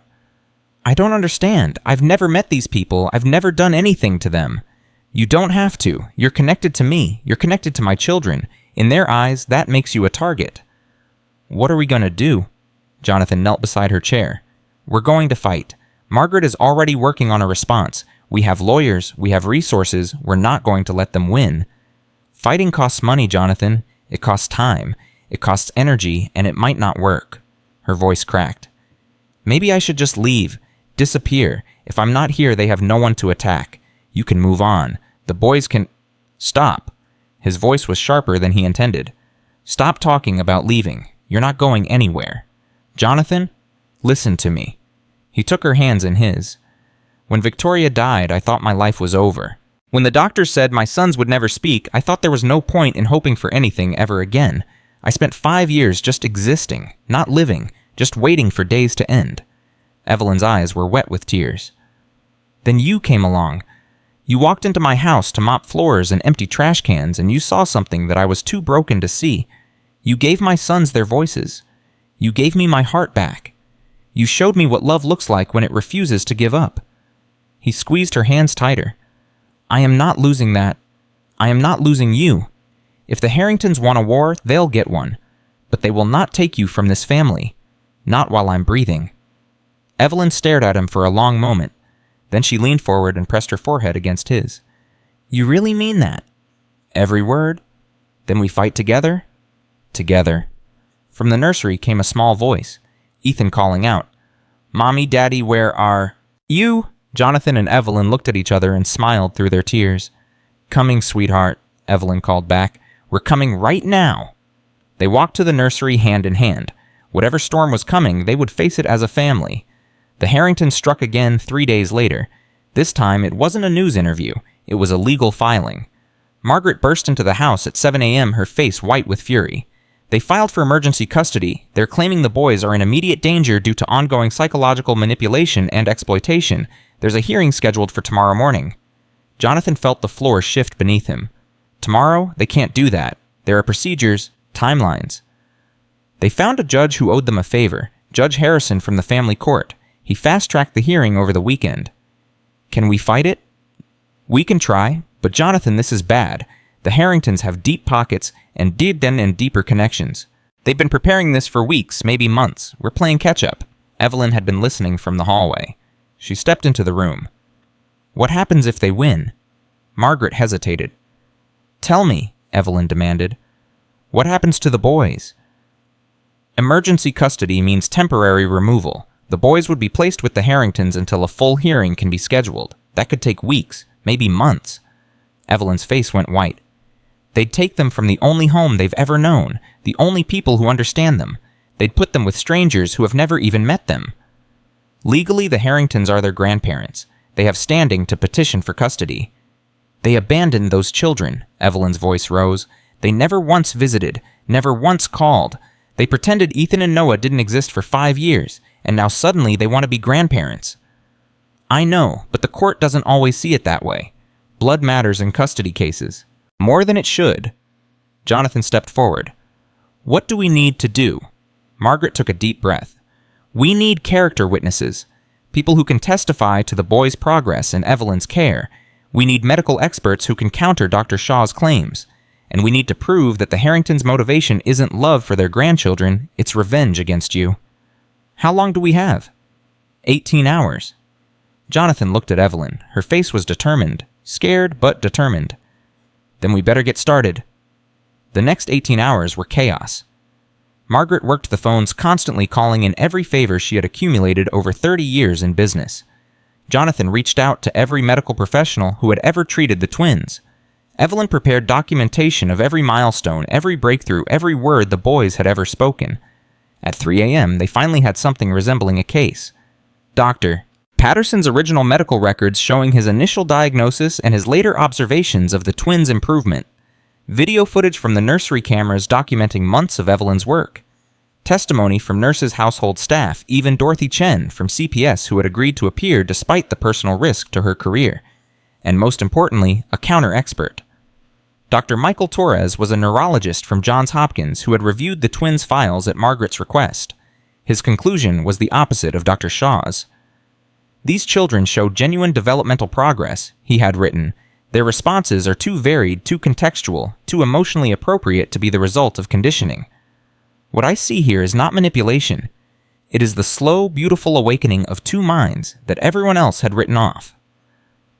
It wasn't much, but it was something. At 5 a.m., Evelyn went to check on the twins. They were sleeping peacefully, unaware that their entire future would be decided in a few hours. Ethan's hand was stretched toward Noah's bed. Noah's fingers were curled around the edge of his blanket. Evelyn sat between their beds and wept silently. She had lost one child already. Marcus, her sweet boy, taken from her before she could say goodbye. She couldn't lose two more. She couldn't survive it. I promise you, she whispered to the sleeping boys. Whatever happens today, I will never stop fighting for you. Never. Ethan stirred in his sleep. His lips moved. Mommy, stay. Even unconscious, he knew. Even in dreams, he was asking her not to leave. I'm staying, baby. I'm right here. She held their hands and waited for the dawn. The courtroom was packed. Reporters had gotten wind of the hearing and crowded the hallways. Cameras were banned from the proceedings, but that didn't stop journalists from sketching and note-taking. Judge Harrison sat at his elevated bench, his face expressionless. He was in his 60s with silver hair and cold gray eyes. He had a reputation for being traditional conservative, favoring biological family over all other considerations. The Harringtons sat on one side of the courtroom. Victoria's father, Edward, was 72 years old, tall and imperious. Her mother, Catherine, was small and tight-lipped, her eyes never leaving Evelyn. Jonathan sat on the other side with Margaret and their legal team.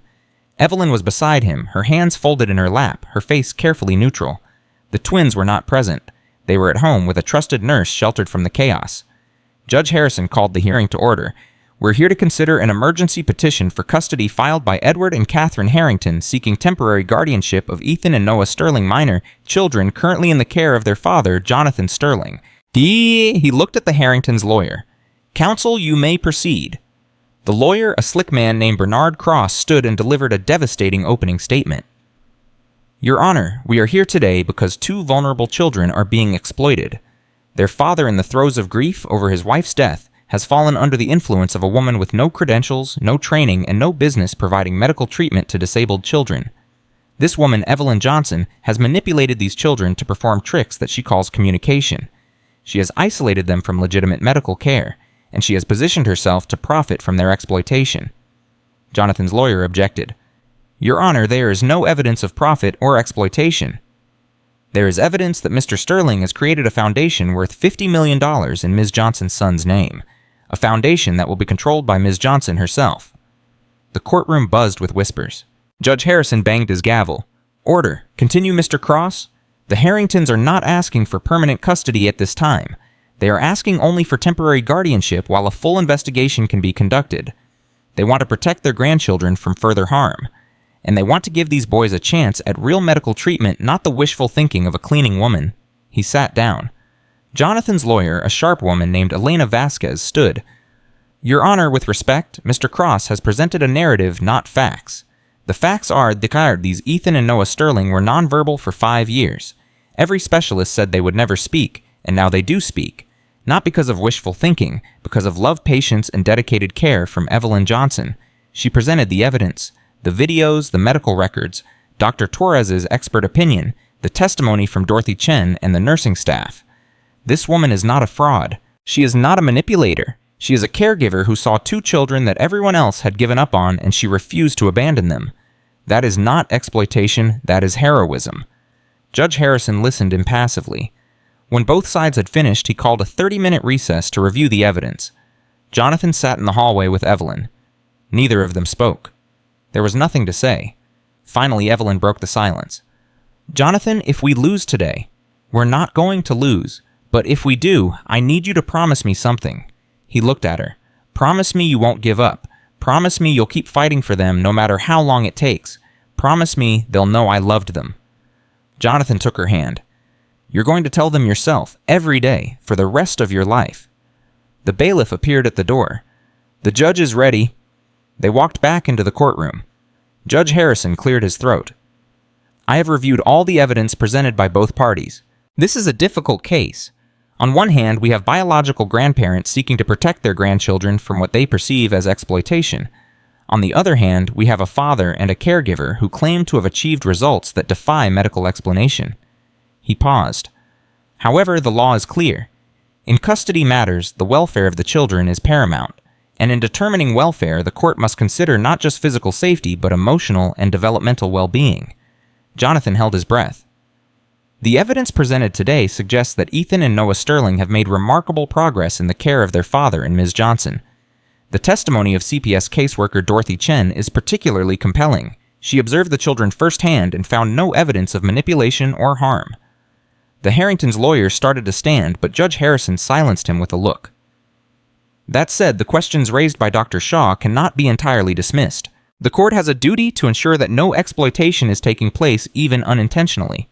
Jonathan's heart sank. "Therefore, I am ordering the following. The emergency custody petition is denied." Relief flooded through Jonathan like a physical wave. "However, I am also ordering a comprehensive, independent evaluation of the children by a panel of court-appointed experts. This evaluation will be completed within 60 days. Until then, custody remains with Mr. Sterling, and Ms. Johnson may continue her role in the household." He looked directly at Jonathan. "Mr. Sterling, I hope for your sake and your children's sake that this evaluation confirms what you've shown us today. If it does not, we will be back in this courtroom with a very different outcome." He banged his gavel. "Court is adjourned." The Harringtons' lawyer was furious. The Harringtons themselves sat frozen, their faces masks of cold rage. Jonathan turned to Evelyn. Her eyes were closed, tears streaming down her cheeks. "It's over," she whispered. "We won. For now," Margaret said quietly. "We won for now. The evaluation is the real battle." But Jonathan barely heard her. He pulled Evelyn into his arms and held her tight. "We're going to win that too," he said. "We're going to win everything." When they got home, the twins were waiting. They had somehow sensed that something important had happened. Both boys were awake, their eyes bright, their faces anxious. "Mommy," Ethan called out the moment Evelyn entered the nursery. "Mommy, home. I'm home, baby. I'm right here." She rushed to their beds and gathered both boys in her arms as best she could. They clung to her, their small hands gripping her clothes. Noah spoke softly. "Mommy, scared?" Evelyn laughed through her tears. "A little bit, baby, but not anymore. Everything is okay now." "Daddy, Here," Jonathan stepped forward. "Daddy's here, buddy. Daddy's not going anywhere." Ethan looked up at him with serious eyes. "Bad people take us." Jonathan felt his heart crack. The boys knew. Somehow, they knew. "There were some people who thought they knew better," Jonathan said carefully. "But the judge said no, you're staying right here with us. With Mommy. With Mommy, forever." Ethan smiled. It was the biggest smile Jonathan had ever seen on his son's face. "Good," he said firmly. "Mommy, ours." Noah nodded in agreement. "Mommy, ours. Daddy, ours. Family." Family. That word again. The word that meant everything. Jonathan knelt beside the beds and took both boys' hands. "That's right, sons. Family. And no one is ever going to break this family apart." Evelyn began to hum Victoria's lullaby. The twins settled back against their pillows, their anxiety melting away. Jonathan stayed there, holding their hands until they fell asleep. Then he looked at Evelyn. "We have 60 days. "I know. The evaluation has to be perfect. No room for doubt. No room for interpretation. I know. Can we do it? Evelyn smiled. We've already done the impossible once. What's one more time? Jonathan laughed softly. It was the first real laugh he'd had in days. You're remarkable, you know that. I'm just stubborn. My mama always said it was my worst quality. Turns out it's my best one. She reached out and touched his face gently. Whatever comes next, we face it together. That's the promise. That's the plan. That's the plan, Jonathan agreed. Outside, the sun was setting. Inside the nursery, two small boys slept peacefully, their hands still reaching for each other across the space between their beds. The battle wasn't over, but for tonight they had won, and sometimes that was enough. The next morning brought an unexpected visitor. Jonathan was having breakfast with Evelyn when Margaret burst into the dining room. Someone is here to see you, both of you. Who? Catherine Harrington, Victoria's mother. She's alone. Jonathan stood up so fast his chair crashed backward. What the hell does she want? She says she wants to talk. Just talk. No lawyers, no threats. Evelyn put her hand on Jonathan's arm. Maybe we should hear what she has to say. After everything she's done, after she tried to take our children.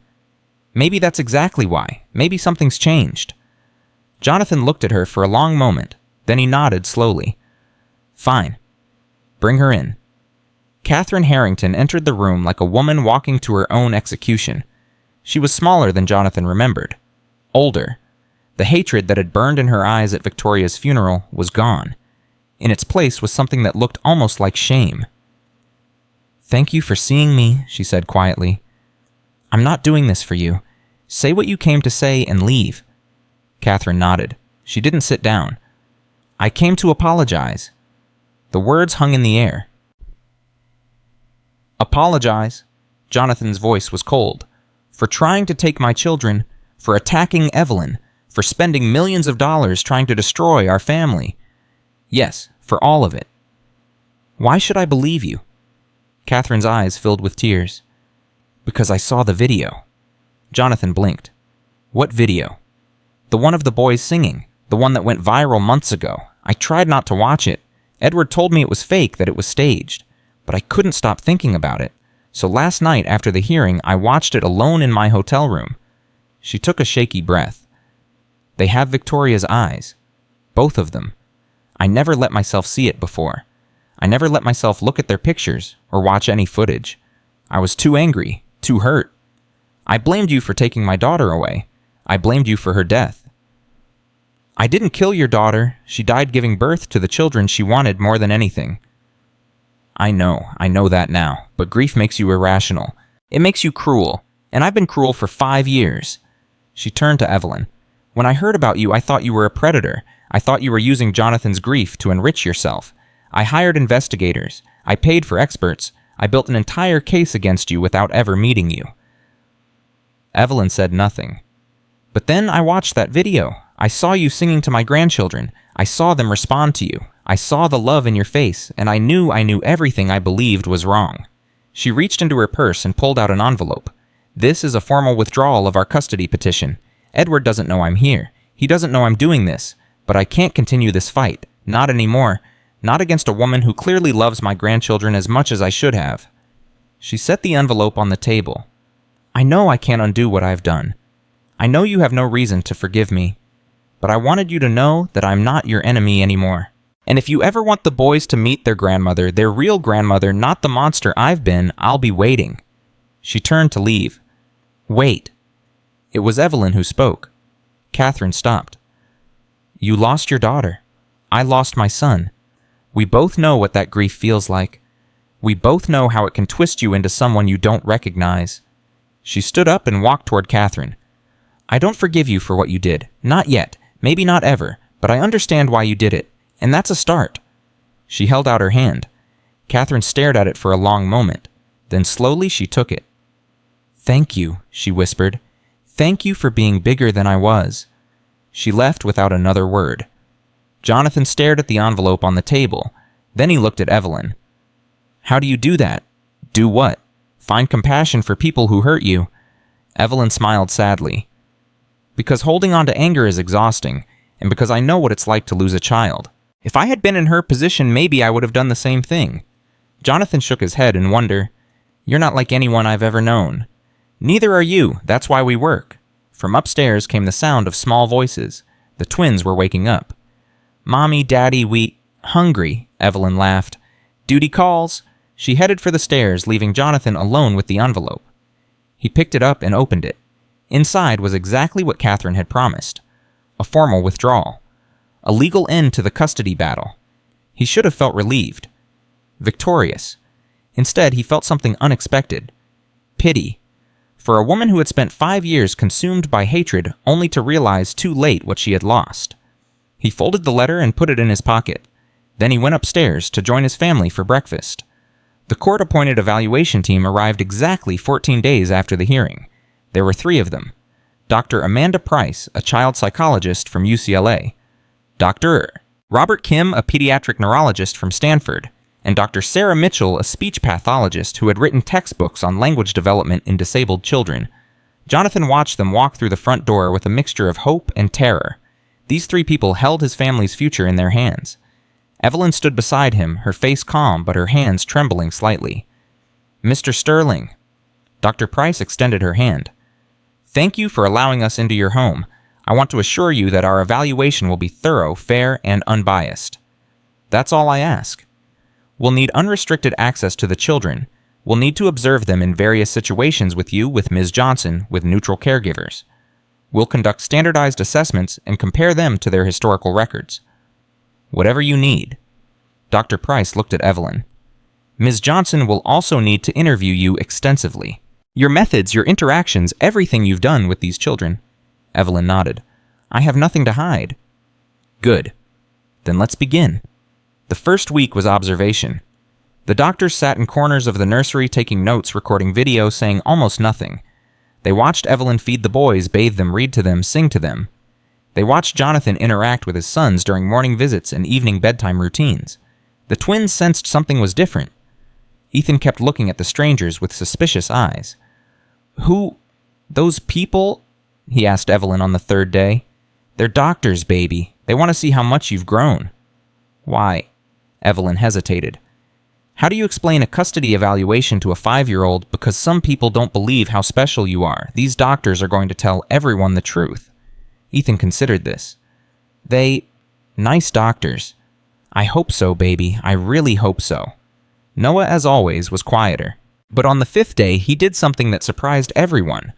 Dr. Kim was sitting in his usual corner, writing in his notebook.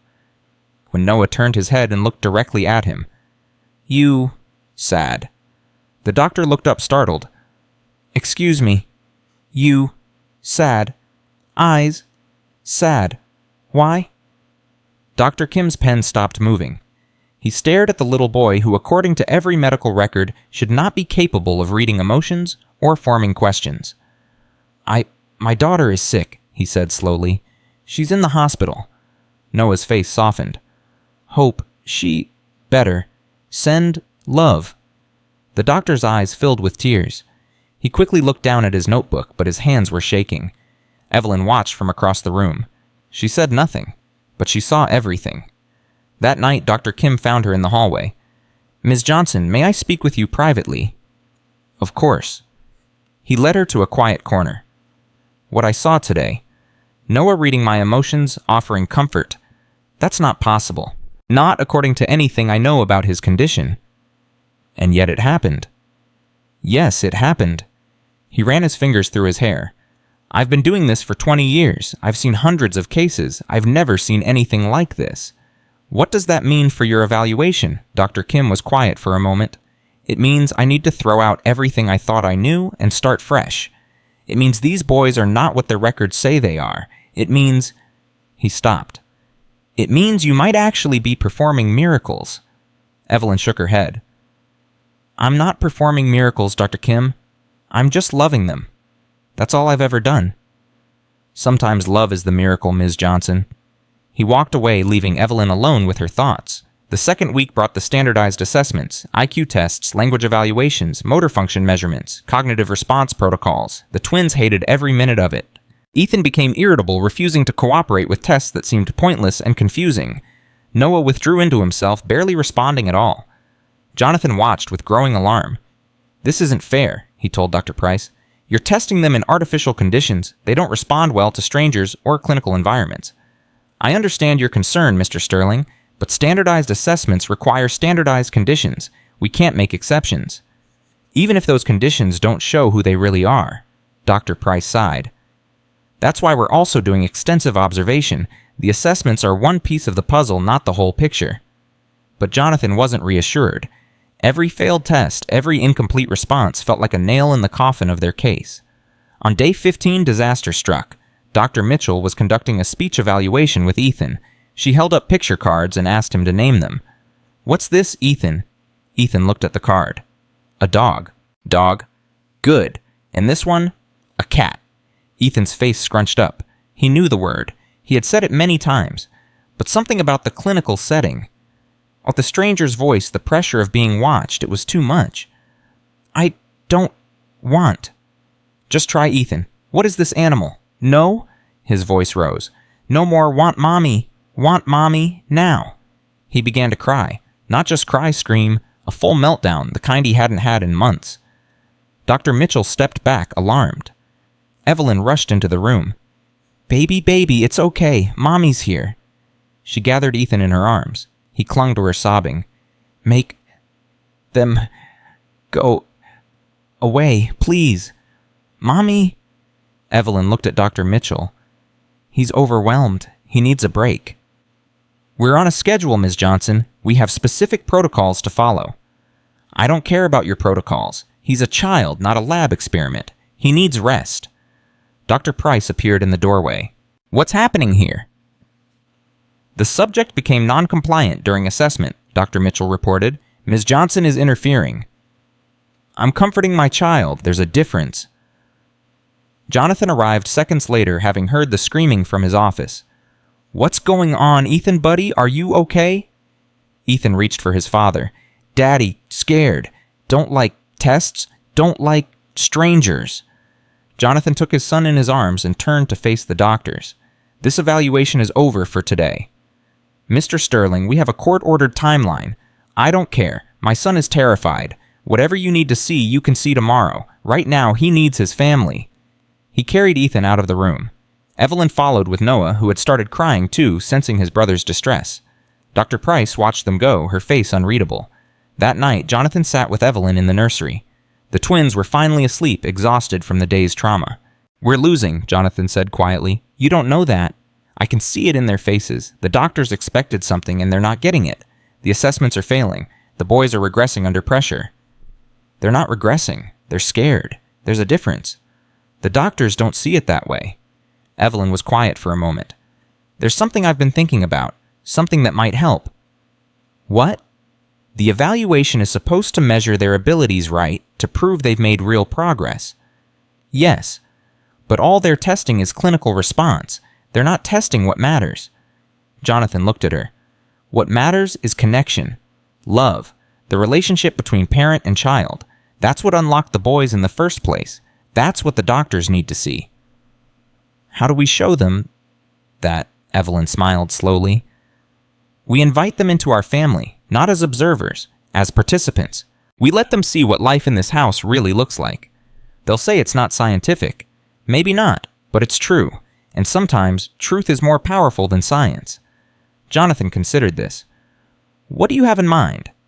The next morning, Evelyn made an unusual request. "I'd like to invite the evaluation team to dinner tonight. Not a formal assessment, just dinner. With the whole family." Dr. Price raised an eyebrow. "That's highly irregular." "Everything about this case is irregular. You've spent 2 weeks measuring and testing and observing from a distance.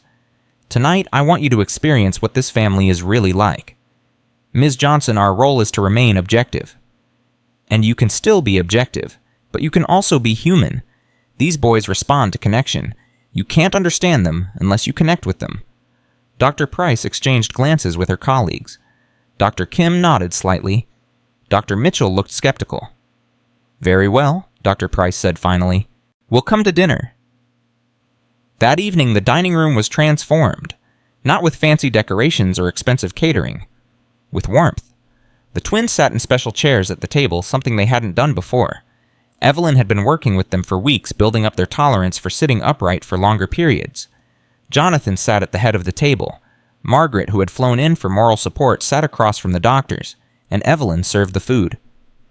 "It's nothing fancy, Somnia," she said, placing dishes on the table. "Just chicken and vegetables, the boys' favorites." Ethan looked at the food with bright eyes. "Chicken, love." "Chicken, how?" Noah nodded in agreement. "Good? Food. Mommy? Cook? Good?" Dr. Mitchell leaned forward. "Noah, can you tell me what you're eating?" Noah looked at her. For a moment, Evelyn feared he would freeze up like he had during the assessments. But then he smiled. "Chicken? Yellow? Vegetables? Mommy says, eat vegetables. Grow strong." Dr. Mitchell's pen stopped moving. That was a complex sentence.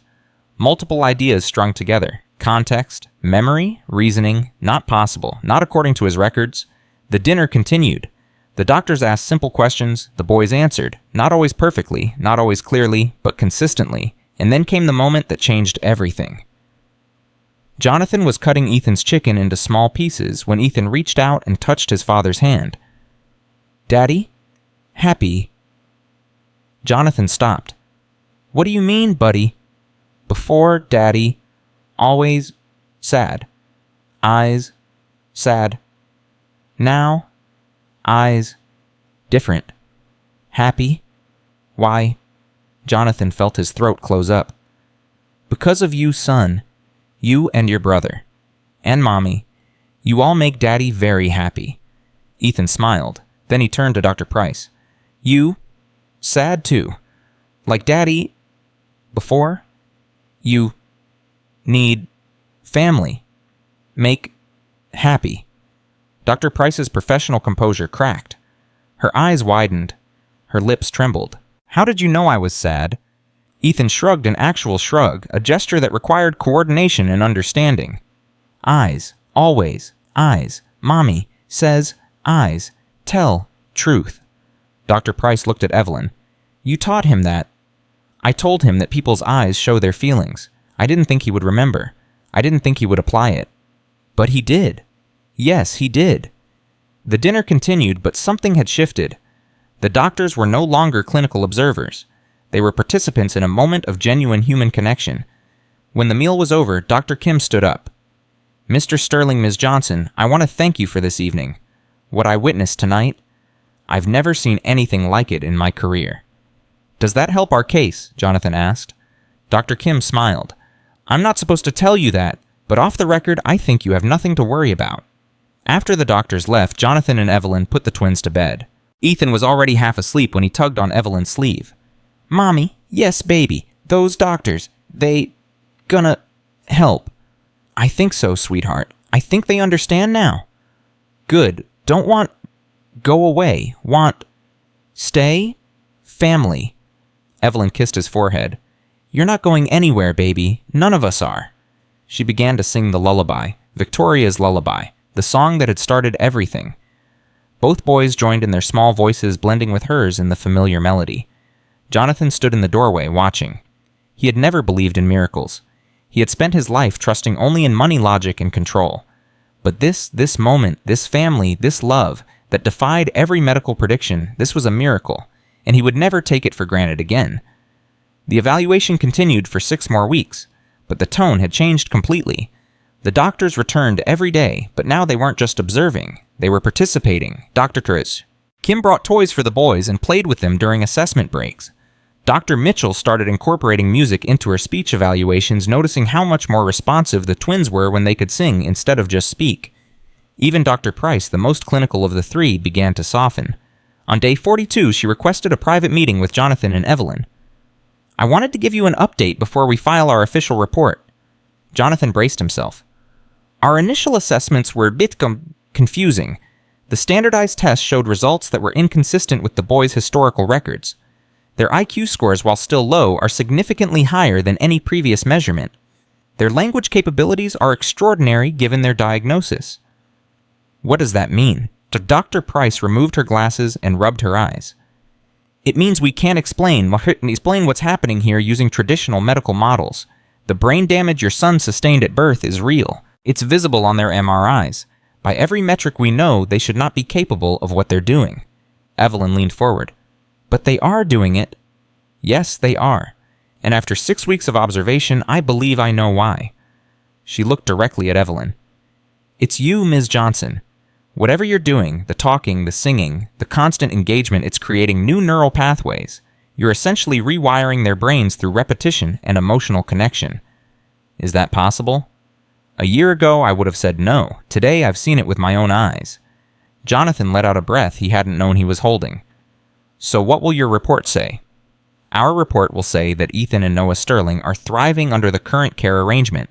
It will say that Ms. Johnson's methods, while unconventional, have produced measurable and remarkable results, and it will recommend that custody remain with you with no restrictions on Ms. Johnson's role. Evelyn's hands flew to her mouth, tears streamed down her face. Jonathan stood up and shook Dr. Price's hand. Thank you. Thank you for seeing the truth. I almost didn't. When I walked into this house, I expected to find a fraud. I expected to confirm everything the Harringtons had alleged. Instead, I found something I've never encountered in 30 years of practice. What's that? Dr. Price smiled. A miracle. A genuine, honest-to-God miracle. The court hearing was scheduled for day 60. The same courtroom, the same judge. But everything else was different. The Harringtons were not present. Catherine had kept her word. She had withdrawn from the case completely. Edward Harrington, without his wife's support, had lost his appetite for the fight. Dr. Patterson did not appear either. His credibility had been destroyed when Dr. Kim's evaluation directly contradicted every claim he had made. His medical license was under review. His career was effectively over. Judge Harrison reviewed the evaluation report in silence. When he finally looked up, his stern face had softened slightly. Dr. Price, can you summarize your findings for the court? Dr. Price stood. Your Honor, my colleagues and I spent 60 days conducting the most comprehensive evaluation of our careers. We administered standardized assessments. We observed hundreds of hours of family interaction. We interviewed every person involved in the children's care. She paused. Our conclusion is unanimous. Ethan and Noah Sterling are not being exploited, manipulated, or harmed in any way. On the contrary, they are flourishing. The care provided by their father, Jonathan Sterling, and their caregiver, Evelyn Johnson, has produced developmental progress that exceeds anything we have ever documented in children with similar conditions. And what about the allegations of coaching or conditioning? We found no evidence to support those allegations. The children's responses are spontaneous, contextual, and emotionally appropriate. They are not performing tricks. They are communicating. Judge Harrison nodded slowly. Based on this report and given the withdrawal of the Harrington petition, I am dismissing all custody concerns. Jonathan Sterling shall retain full parental rights. Ms. Evelyn Johnson may continue her role as primary caregiver with no restrictions. He banged his gavel. This matter is closed. Jonathan grabbed Evelyn's hand. Margaret burst into tears. Even the normally stoic lawyers were smiling. It was over. They had won. Outside the courthouse, reporters swarmed them. Cameras flashed. Questions flew. Jonathan raised his hand for silence. I have a brief statement. 5 years ago, my sons were born with severe disabilities. Every doctor told me they would never walk, never talk, never live normal lives. I believed them. I gave up hope. He looked at Evelyn. Then this woman came into our lives. She didn't have medical degrees or fancy credentials. She had something more important. She had faith. She believed in my children when no one else did. She saw potential where everyone else saw tragedy. He turned back to the cameras. Today, a court confirmed what we already knew. My sons are not broken. They are not hopeless. They are beautiful, brilliant, loving children who just needed someone to believe in them. He smiled. To every parent out there who has been told their child will never amount to anything, don't believe it. Don't give up. Miracles are possible. I'm living proof. The crowd erupted in applause.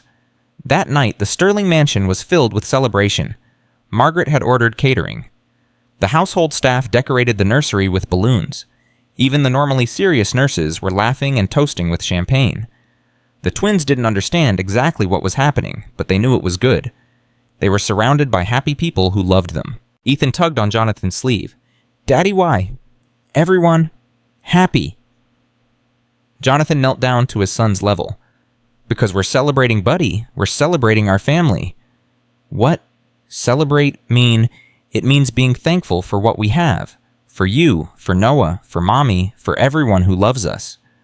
Ethan considered this. I'm thankful, too. What are you thankful for, son? Ethan's face grew serious. He looked around the room at Evelyn helping Noah with his food, at Margaret laughing with the nurses at the balloons and decorations. Then he looked back at his father. Thankful for second chance. Mommy gave second chance. Now we live. Jonathan felt his heart crack open. His 5-year-old son, born paralyzed and silent, had just articulated the most profound truth Jonathan had ever heard. A second chance. That's what Evelyn had given all of them, and they were going to make the most of every single moment. Later that night, after the celebration had ended and the guests had gone home, Jonathan found Evelyn on the back porch. She was staring up at the stars, her face peaceful. What are you thinking about? She didn't turn around. Marcus, I was telling him about today, about what happened. I think he would have been proud. Jonathan stood beside her. He is proud. Wherever he is, he's watching. He knows what you've done. I used to be so angry, you know, after he died. Angry at God, angry at the world, angry at myself for not being there. I thought I would carry that anger forever. What changed? She finally turned to look at him. You, your sons, this family. I realized that anger doesn't honor Marcus's memory. Love does. Helping other children does. That's how I keep him alive, not by grieving what I lost, but by giving what I have. Jonathan reached out and took her hand. I want to ask you something. What? Stay, not as the caregiver, not as the employee. Stay as family, permanently, officially. Evelyn's eyes widened. Jonathan, what are you saying? I'm saying that I love you.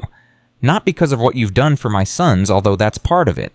I love you because of who you are. Your strength, your kindness, your refusal to give up on anyone. He squeezed her hand. I know it's fast. I know there are 1,000 reasons why this doesn't make sense, but I've spent 5 years living in fear and I'm done. I want to live in love. With you, if you'll have me. Evelyn was silent for a long moment. Tears rolled down her cheeks. Jonathan, I never thought. I know, neither did I, but here we are. She looked up at the stars again. Then she looked back at him. Yes? Yes? Yes, I'll stay. As family, as whatever we become. Jonathan pulled her into his arms and held her tight. Above them the stars shone bright. Around them the house was quiet. Inside, 2 little boys slept peacefully, dreaming of songs and stories and the woman who had taught them that anything was possible. And in that moment, everything was perfect. Not because the problems were gone. There would always be challenges ahead, medical issues, developmental plateaus, the endless work of raising children with disabilities. But they would face it all together, as a family, and that was the only miracle that mattered. 6 months had passed since the night Jonathan proposed to Evelyn under the stars. 6 months of healing, 6 months of growth, 6 months of becoming the family they were always meant to be. The wedding was small, just family and close friends gathered in the garden of the Sterling mansion. Margaret served as maid of honor. The twins, now 6 years old, served as ring bearers, carried down the aisle in their wheelchairs decorated with white ribbons. When Evelyn walked toward Jonathan in her simple white dress, the twins couldn't contain themselves. Mommy, beautiful, Ethan shouted. Most beautiful ever. Noah clapped his hands. Daddy, lucky, very, very lucky. The guests laughed through their tears. Jonathan took Evelyn's hands in his. I spent 5 years living in darkness, he said. I thought I knew what love was. I thought I understood what family meant, but I was wrong. You taught me that love isn't something you receive. It's something you give, every day, without conditions, without limits. He squeezed her hands. Today, in front of everyone who matters, I promise to love you like you've taught me to love, completely, fearlessly, forever. Evelyn's voice trembled as she spoke her vows. Jonathan, when I walked into this house, I was broken. I was carrying grief that I thought would never heal. I didn't come here looking for love. I came here looking for purpose, and I found both. She looked at the twins. Those 2 boys gave me a reason to keep going, and their father gave me a reason to believe in second chances. Today, I'm not just marrying you, I'm joining a family that saved my life. The minister pronounced them husband and wife. When Jonathan kissed Evelyn, the twins cheered louder than anyone. Family, Ethan shouted. Real, family, now. Noah nodded vigorously. Forever, family, never, apart. The reception was filled with music, laughter, and dancing. Margaret gave a speech that made everyone cry. Dr. Price attended as a guest, not an evaluator, and spent most of the evening playing with the twins. Even Catherine Harrington sent Flowers white roses with a simple card that read, "Congratulations, Victoria would have been happy." Jonathan found Evelyn later that evening standing alone near the garden fountain. "What are you thinking about?" "Marcus, I was wishing he could have been here."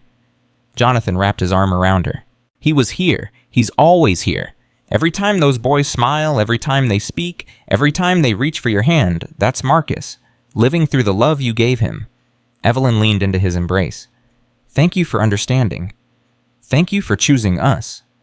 They stood together in silence, watching the stars appear one by one. Behind them, in the warmth of the celebration, Ethan and Noah were singing Victoria's lullaby to anyone who would listen. The melody drifted through the evening air, carrying with it the promise of a future none of them had dared to imagine. 3 years passed. The Marcus Foundation had grown beyond anything Jonathan or Margaret had envisioned.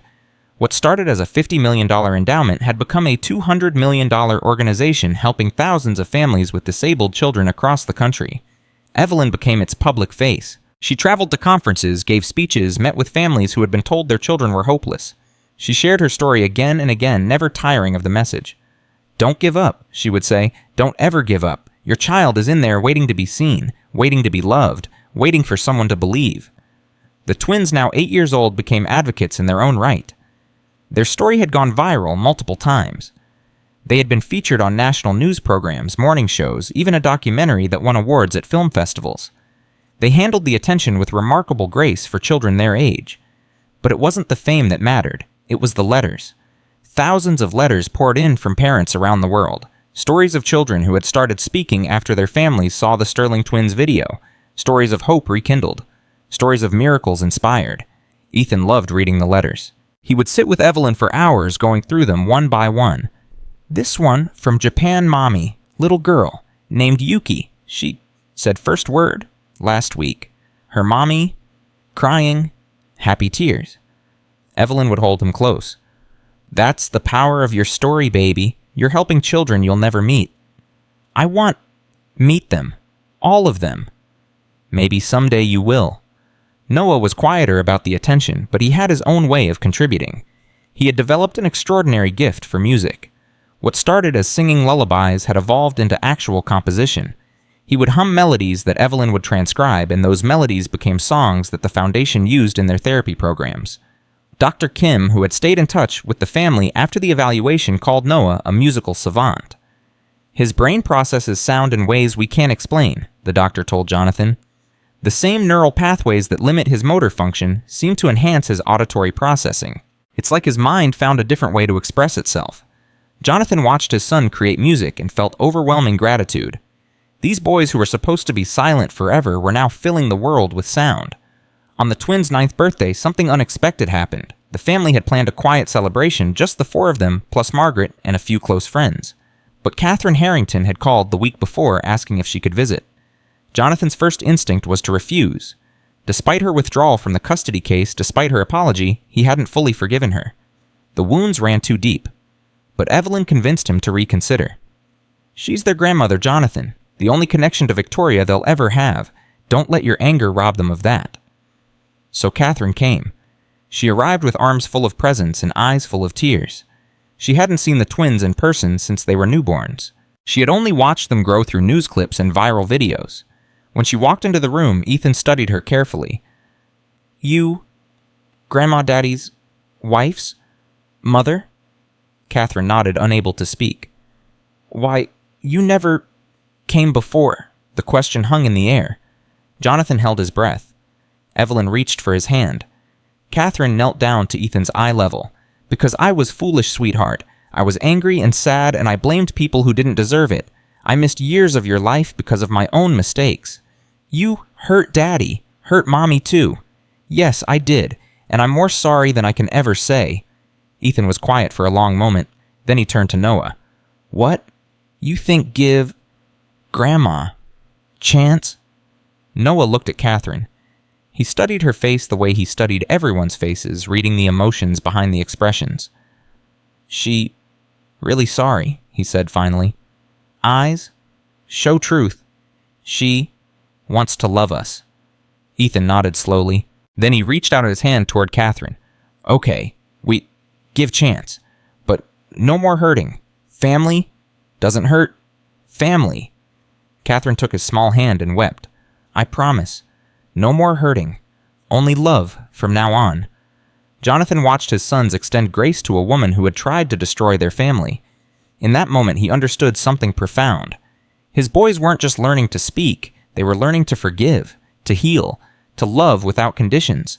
They were becoming exactly the kind of people the world needed more of. The birthday party continued. Catherine sat with the twins for hours, listening to their stories, looking at their artwork, hearing Noah's compositions. She asked Evelyn to teach her Victoria's lullaby, and by the end of the evening, 3 generations were singing it together. Margaret watched from across the room, her eyes shining. You did this, she said to Evelyn. You brought this family back together. Evelyn shook her head. Love did this. I just reminded everyone what it looked like.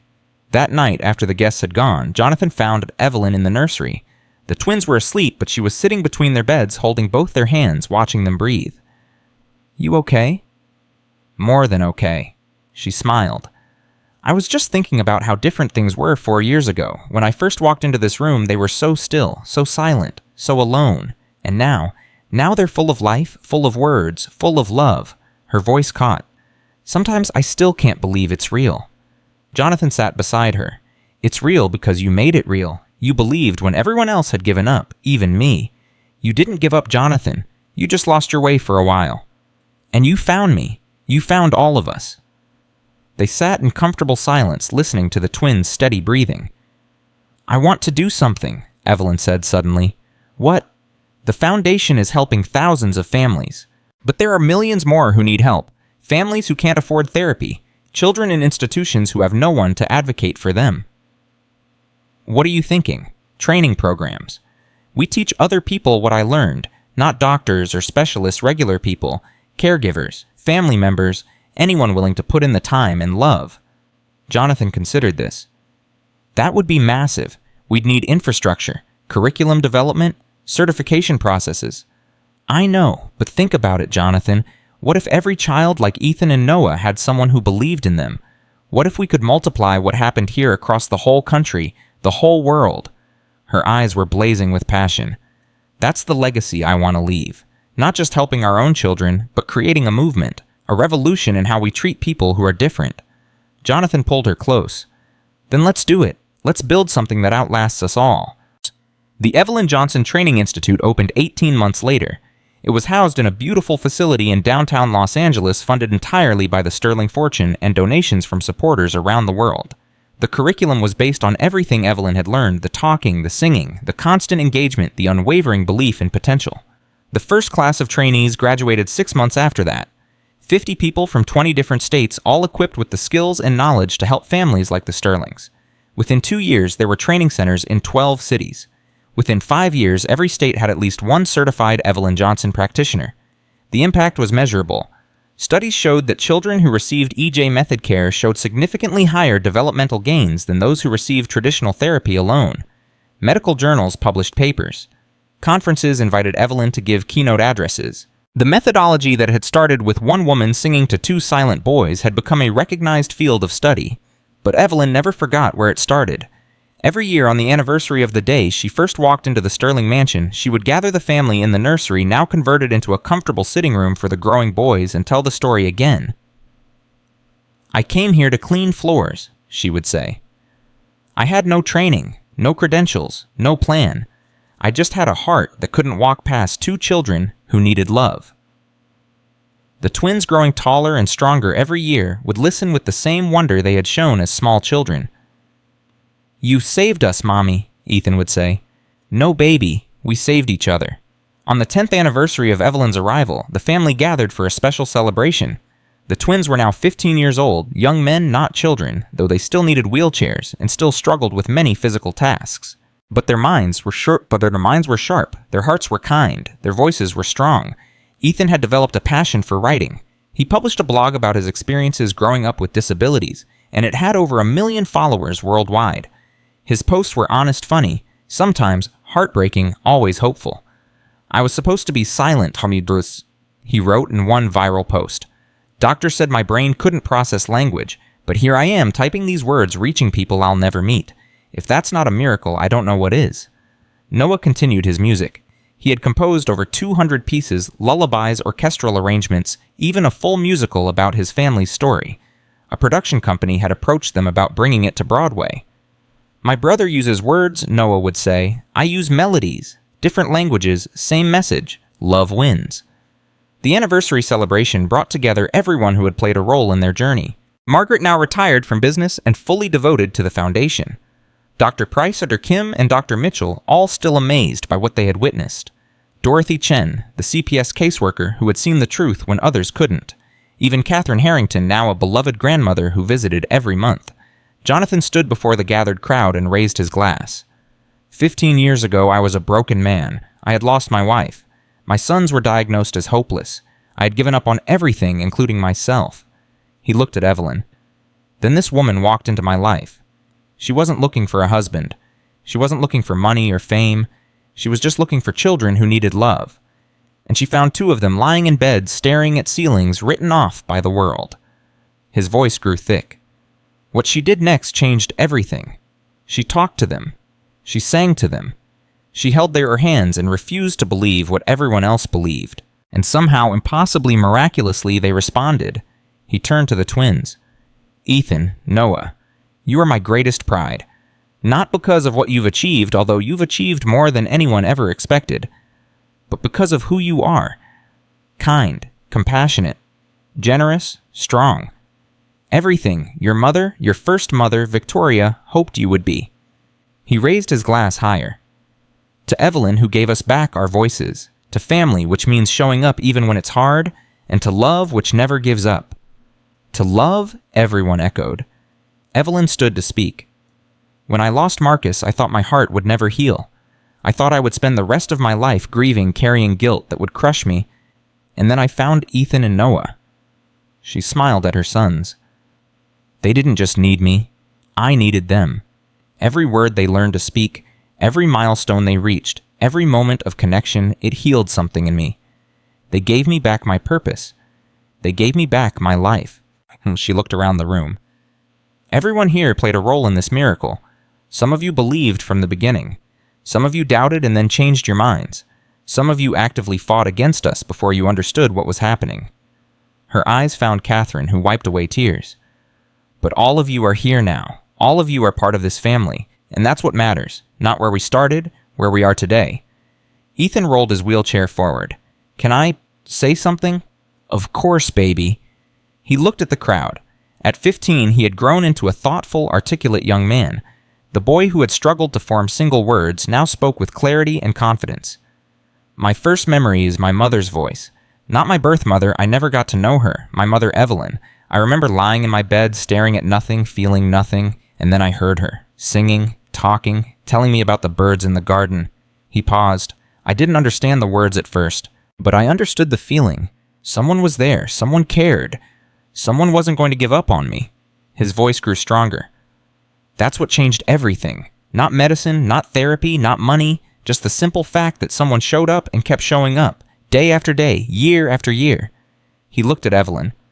Mom, you gave me my voice, but more than that, you gave me something to say. You taught me that every life has value. Every person deserves to be seen. Every child deserves someone who believes in them. Noah added his voice. Mom, you taught us that love is a choice. Every day, you chose us. Even when it was hard. Even when people said, give up.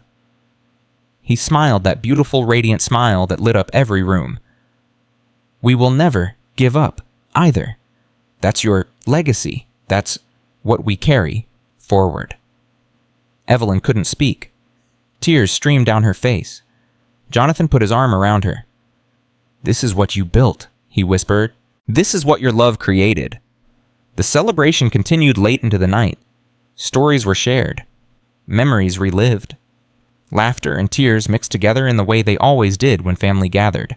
And through it all, Victoria's lullaby played softly in the background, the melody that had started everything passed down through generations of love. 1 year later, on a crisp autumn morning, Evelyn received a letter. It was from a young mother in rural Mississippi. Her name was Sarah, and she had a 3-year-old daughter named Lily, who had been born with severe developmental disabilities.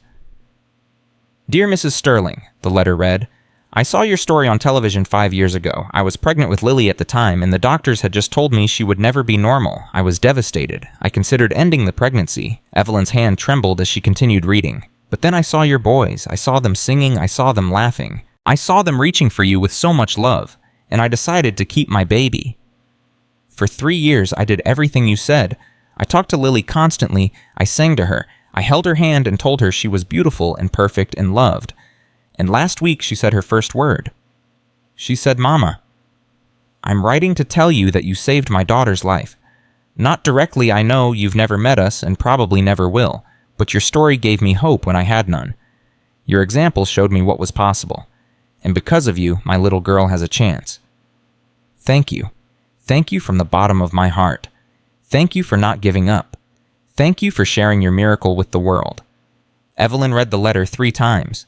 Then she walked to the sitting room where the twins were working on their latest projects, Ethan writing a new blog post, Noah composing a new melody. Boys, I want to read you something. She read them Sarah's letter. When she finished, Ethan was quiet for a moment. Then he said, That's why we share our story, Mom. That's why it matters. Noah nodded. 1 ripple becomes many ripples, becomes a wave. Evelyn looked at her sons. As these young men who had defied every prediction, exceeded every expectation, and touched more lives than she could count. I'm so proud of you, she whispered. Both of you, everything you've become. Ethan rolled his wheelchair over and took her hand. We're proud of you too, Mom, for never giving up, for teaching us that love is the strongest force in the universe. Noah joined them, his hand finding hers. We love you, Mom, forever and always. Evelyn held her son's hands and felt the same warmth she had felt 15 years ago when 2 silent boys first reached for her in a quiet nursery. Some things never changed. Love was still the answer, hope was still possible, and miracles were still real. That evening, the whole family gathered for dinner. Jonathan, Evelyn, Ethan, Noah, Margaret visiting for the weekend, Catherine, who had become a regular presence in their lives. The dining room was filled with conversation and laughter. The twins debated about music and literature. Margaret shared stories from the foundation. Catherine asked questions about the boys' latest projects. And Jonathan watched it all, with a heart so full it hurt. 15 years ago, he had been alone in a silent house, grieving a wife he would never hold again, raising sons he thought would never know his love. Now look at them, a family, real and whole and unbreakable. After dinner, Evelyn began to sing. Victoria's lullaby, the same melody she had sung on that first morning when everything changed. One by one, everyone joined in. Ethan's strong voice, Noah's perfect pitch, Jonathan's off-key but enthusiastic contribution. Even Margaret and Catherine, who had learned the words over years of celebrations. The song filled the house and drifted out into the night, carrying with it 15 years of struggle and triumph, grief and joy, doubt and faith. When the last note faded, Ethan spoke. You know what I realized today? What's that, son? We're not just a family, we are proof. Proof of what? Ethan smiled, that brilliant, impossible smile that had taken years to develop. Proof that nothing is hopeless. Proof that love can overcome anything. Proof that the people who get written off by the world can still change it. Noah finished his brother's thought. We were supposed to be nothing. Silent, empty, forgotten. But look, at us now. We speak, we create, we inspire. He looked at Evelyn. Because one woman refused to give up. One woman chose love when everyone else chose fear. Evelyn's eyes glistened. I didn't do it alone. Your father, your grandmother, your aunt. Everyone in this room fought for you. Yes, Ethan agreed, but you started it. You lit the first spark, and that spark became a fire that's warming millions of people around the world. Jonathan stood up and raised his glass one final time. To the spark, he said. To the fire, to the love that never stops burning. To love, everyone echoed. And in that moment, surrounded by family filled with gratitude, certain of purpose, Evelyn Johnson, Sterling understood something she had always known but never quite put into words. The miracle wasn't that 2 paralyzed boys learned to speak. The miracle was that love given freely and without conditions had the power to transform everything it touched. It had transformed Jonathan from a broken widower into a devoted father and husband. It had transformed Margaret from a controlling manipulator into a generous advocate for children in need. It had transformed Catherine from a vengeful grandmother into a loving member of the family. It had transformed Ethan and Noah from silent, still forgotten children into powerful voices for hope. And it had transformed Evelyn from a grieving mother who had lost everything into a woman who had gained more than she ever imagined. That was the truth she would carry forward. That was the message she would share for the rest of her life. Love wins, always, without exception, forever. Dear viewers, this story you just heard is not just a story. It is a truth that applies to every life, every family, every person who has ever been told they are not enough. Evelyn was a cleaning woman with no credentials and no resources. She had only one thing, a heart that refused to give up. And with that heart, she changed the world. Jonathan was a billionaire who had everything money could buy, but he couldn't buy his son's voices. He couldn't buy his own healing. He couldn't buy the family he desperately needed. Only love could give him those things. And love did. Ethan and Noah were born paralyzed and silent. Every expert said they would never amount to anything. Every test said their brains were too damaged to function. But love saw what the tests couldn't measure. Love found what the experts overlooked.